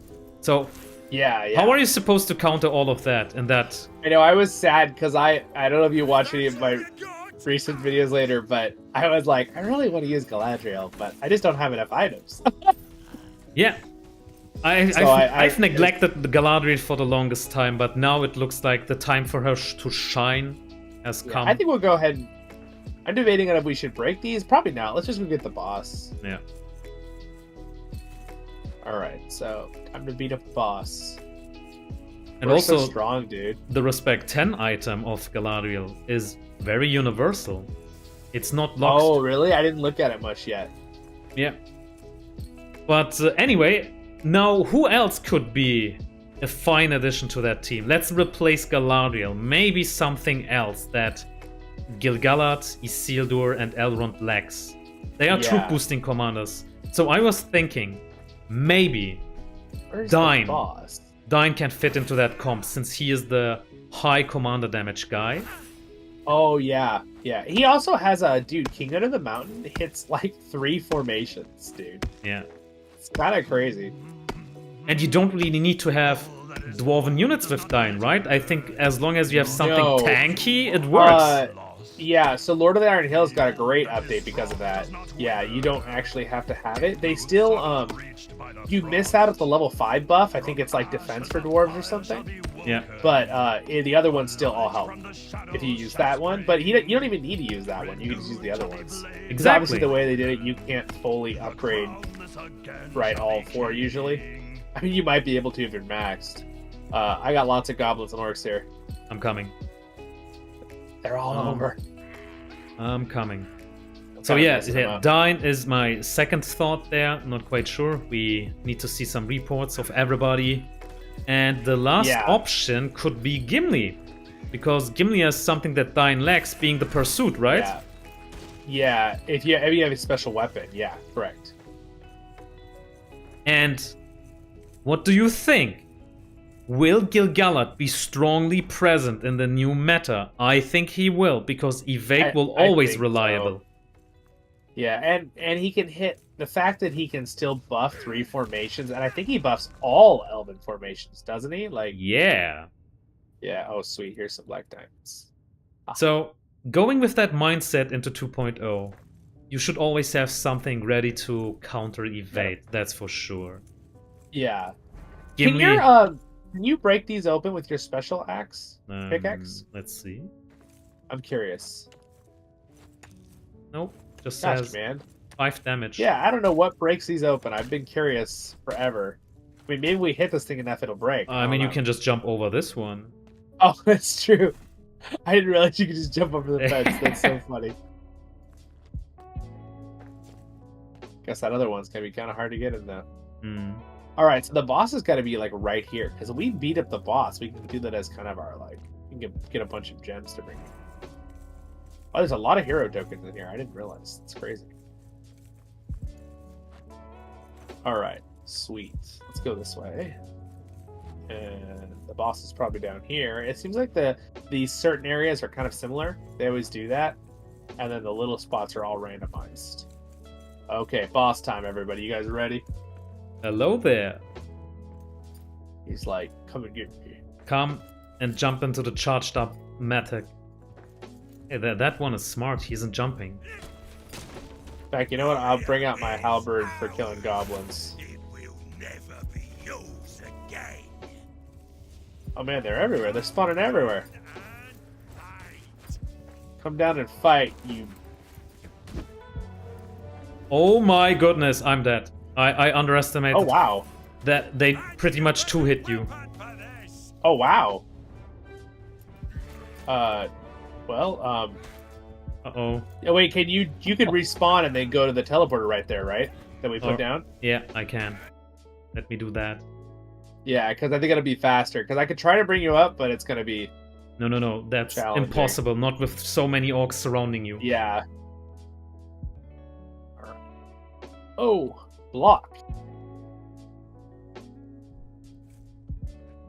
Damn, I got Alright. Oh, wow. 2-hitted. I thought that was you. That goblin ran up behind me. It's like, that's not Azra. That's a goblin. Oh, teleport. Right. Yeah, teleports. Mapstone. All right. Whoa.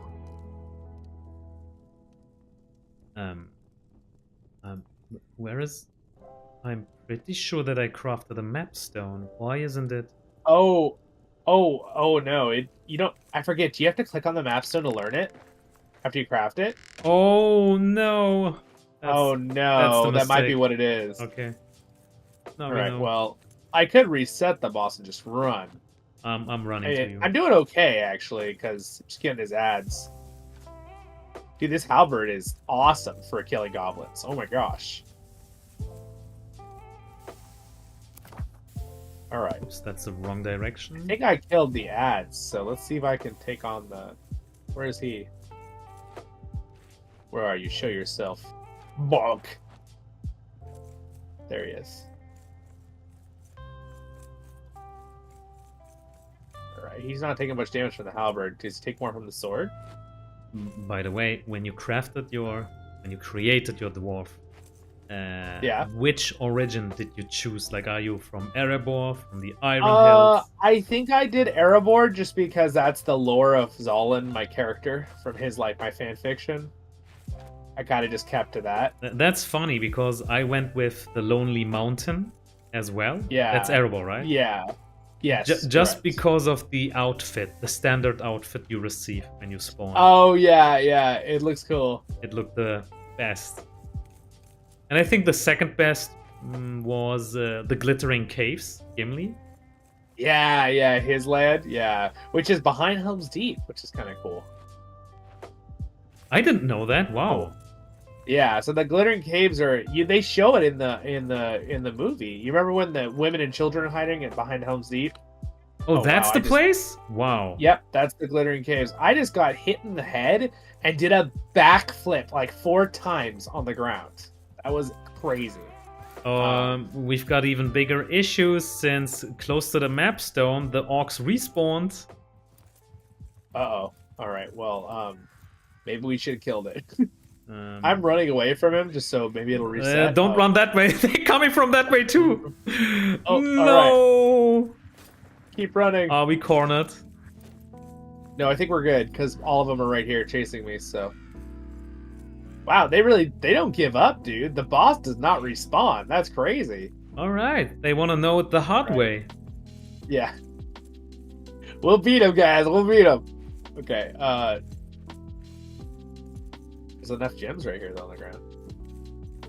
Well, good. Now you have some time to grab your stuff. Let's go. Let's go. I can eat some llama spread. My armor is spent though. It's already broken. What happened with my armor? There we go. Oh, weird. It didn't put it back on.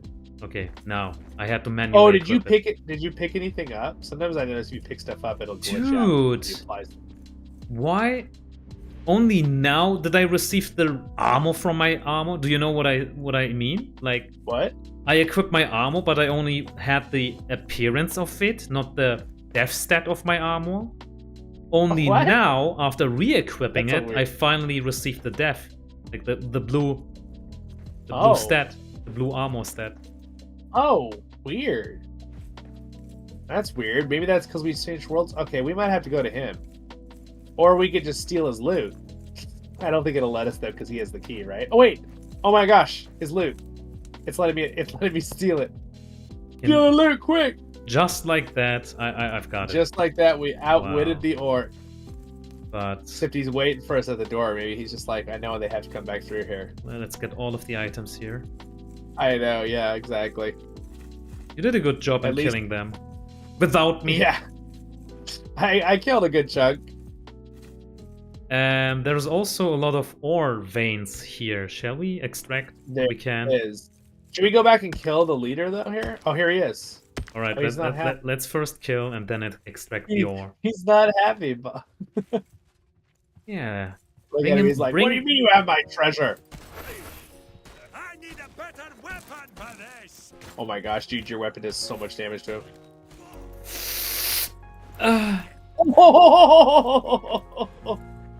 Wow, 277 damage, huh?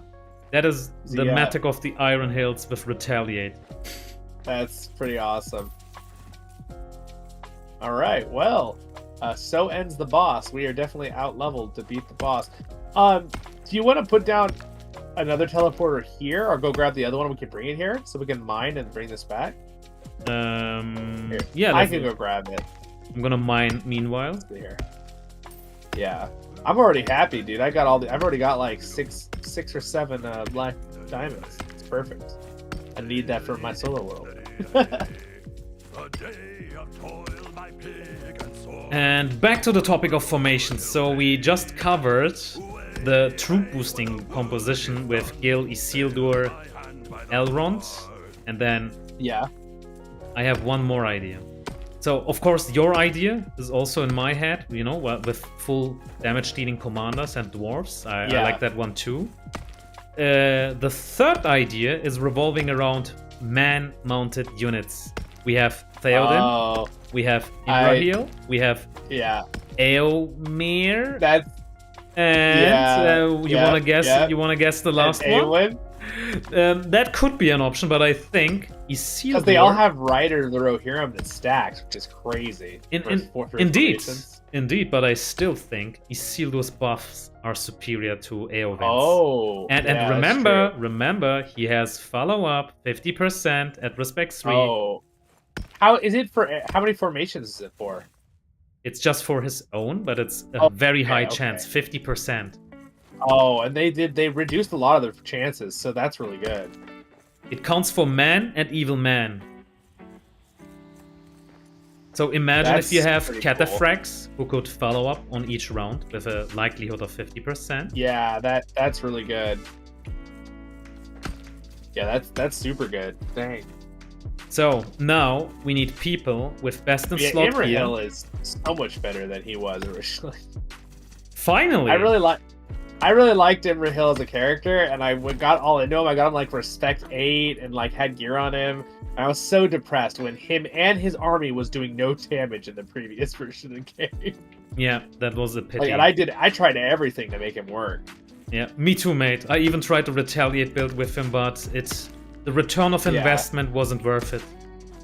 No, and it's so sad. Poor Frodo and Sam, they're still not good. I looked at what they did, and I was like, these guys still aren't gonna be. Oh, I'm about to die. Might be dead. You're dying, but why? Yep. What's happening? Too many orcs? Why didn't you call me? Remember all the orcs they're killing me. They're killing. I'm coming. Oh. Bring them to me, did brother. They buff these things? Did they buff these things speed, dude?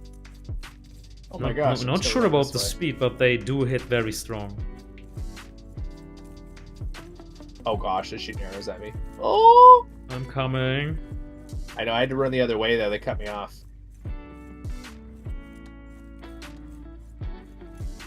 Oh, they stopped chasing me. I'm good. Oh my gosh, my health bar was like, you know how your health bar, it's just not there? That bad? It's that low. Yeah, it's just like non-existent health bar. Okay, I'm going back. And while you are fighting for your life, I'm just mining. Oh, here they are.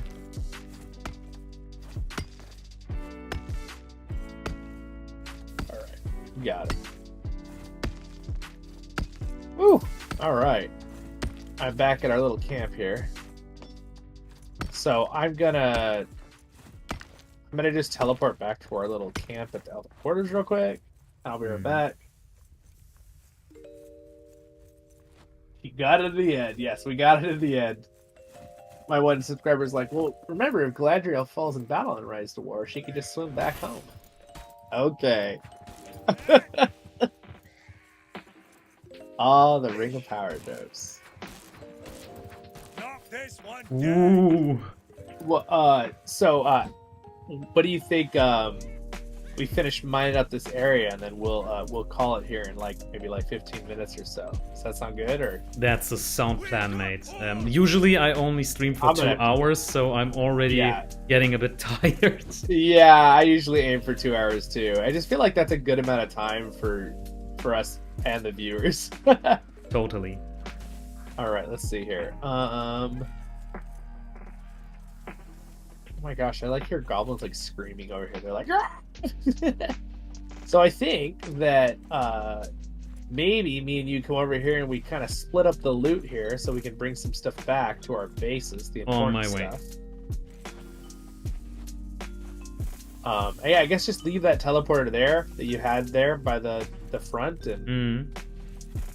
But didn't you take the teleporter with you? No, I did not.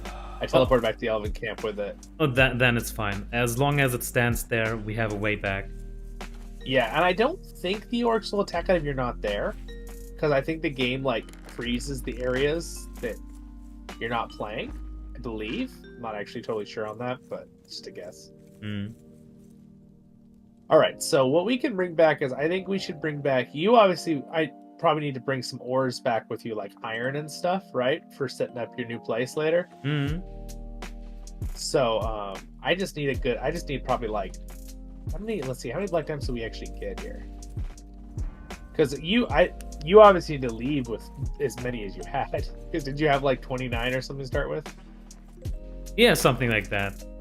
I have 30 right now, so I look pretty fine. Oh, okay, all right. I have 6 in my inventory here, so that'll be perfect for what I need. Let's see here. What should we... I'm going to leave the stone here. We'll take the things that are important here. What do you need to build up your area here? All right, let's see. I mean, some iron wouldn't hurt. Yeah, I mean, you could probably take this whole pile, right? That you put over here. Oh, that's copper. Let's see. I had iron with me. Where did I put it? Let's get some. Oh, here. There's iron in this one. This middle one. You should take a couple stacks of iron because I don't need it at all in my world. So, and then we'll take that, and then I might take a little of the silver here. Ooh. Sweet, we did it. we got some good resources, and I'll obviously leave this world up. So if we ever want to mine on this world again in a group thing or whatever, I'll kind of keep it as the mining world. I'll probably just rename it the mining world. I would really love it to play with you again. Maybe even more guests next time. I'm open to ideas. Oh yeah, this is fun. Yeah, we could definitely get some more people together. I've been invited to a couple other groups. Obviously, I can't really invite people to those groups. But for my group here with ours, I definitely would like it if we could get some more on. So I think maybe we could do another day, possibly like a Saturday in the future. Where of course Saturday's just not as hard, right? We were busy, but just so we can get some of maybe my Patreon to join us, or some more just subscribers, or some of your subscribers, what, you know, that kind of thing. Yeah, Whatever. we are open to that idea. Yeah, I think that would be fun too. Or, you know, get some, you know, maybe get Jethros on here. Jethros hasn't played this game yet, but that would be fun. I would love to meet them. Yeah. All right, let's see. Let's see what else we've got here. Yeah, well, I mean, that's pretty fun. Let me split up this. So I'm not gonna bring. Let's see. What we don't need is we don't need the wood. We don't need that. I guess I'll take the gems. I'm gonna further enhance the walls here. We have Iraz granite. Did you get some of this iron already? I got 2 bars, so if you Oh, okay. I just want to make sure you have what you need too from this, because we worked hard to get this stuff. We should all get some.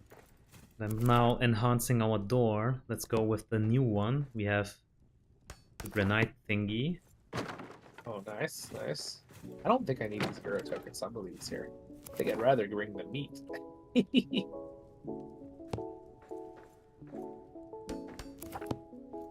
Let's see.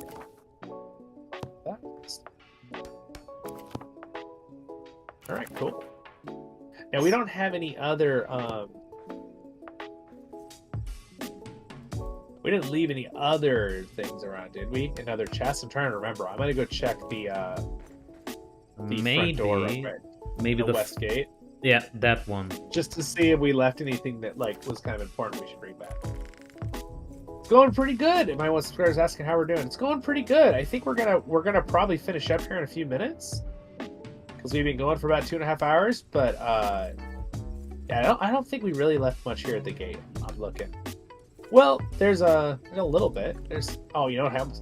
I kind of want to take these cranberries, dude. Those things are kind of hard to find sometimes, I feel like.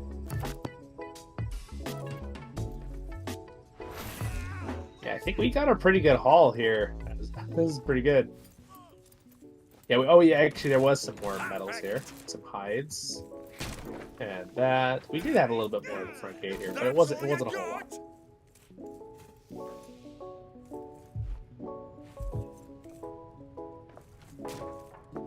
I'm just fortifying our base before we say goodbye. I want this to be as safe as possible. Yeah, definitely. Yeah, I've told my one subscriber, Robert did a super chat. Oh, the $2 super chats, and my new lights. I have lights that light up the helmets now. Right up here. Lit up the whole color. Pretty cool. At the beginning. So I have that finally set up, because I know that my one subscriber at Patreon, Robert, was the one who was saying, he's like, you gotta get lights that like light up. It's like, all right. I'll figure it out. Oh, I guess that's all the fragments we have here. Okay, I'm gonna pop back over to our the elven quarters. I know. Sorry, my subscriber's like, "Oh, I just got here." No. Oh no, that feeling, being left out. I know. Yeah. Oh, thank you.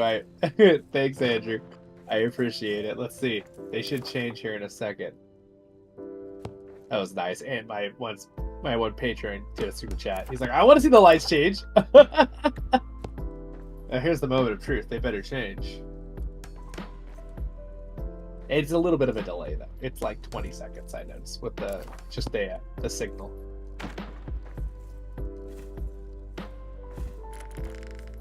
Waiting for it. Wait for it. Any second now.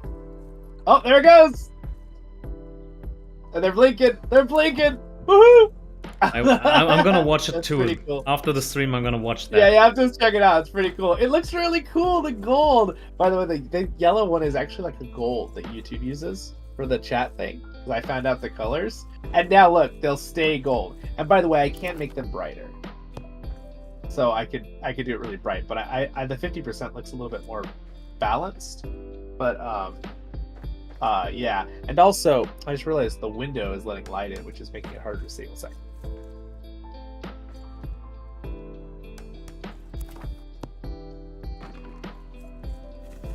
Okay, now we have granite doors. Upgrade finished.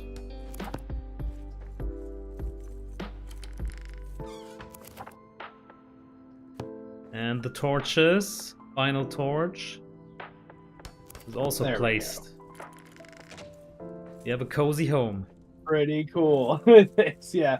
See, you can see there's actually a strip of lights up there now, and it lights up all the helmets and the map. And I also, this light changes too now, and the one down here also changes. So we get all gold too. Zol buddy, Cool. I just wanted to say once more, thank you for the opportunity to play with you. You know, that's not something I take for granted. Glad. Yeah, I'm glad it's been fun. something.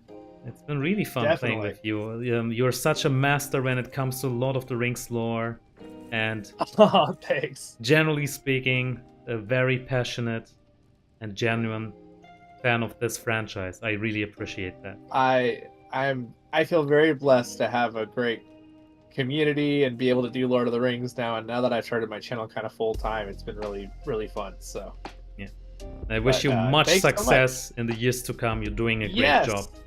And I love your Rise to War videos too. So Thank you, mate. everyone should, so thanks so much. This has been so fun, bro. I appreciate hanging out. And by the way, guys, if you haven't visited yet Zolin's or Voice of the Rings YouTube channel yet, go check him out. I have left the link in the description below. He is such a lovely guy. I love his content, and so will you. And with that being said, I'm going to just finish the stream. Until next time.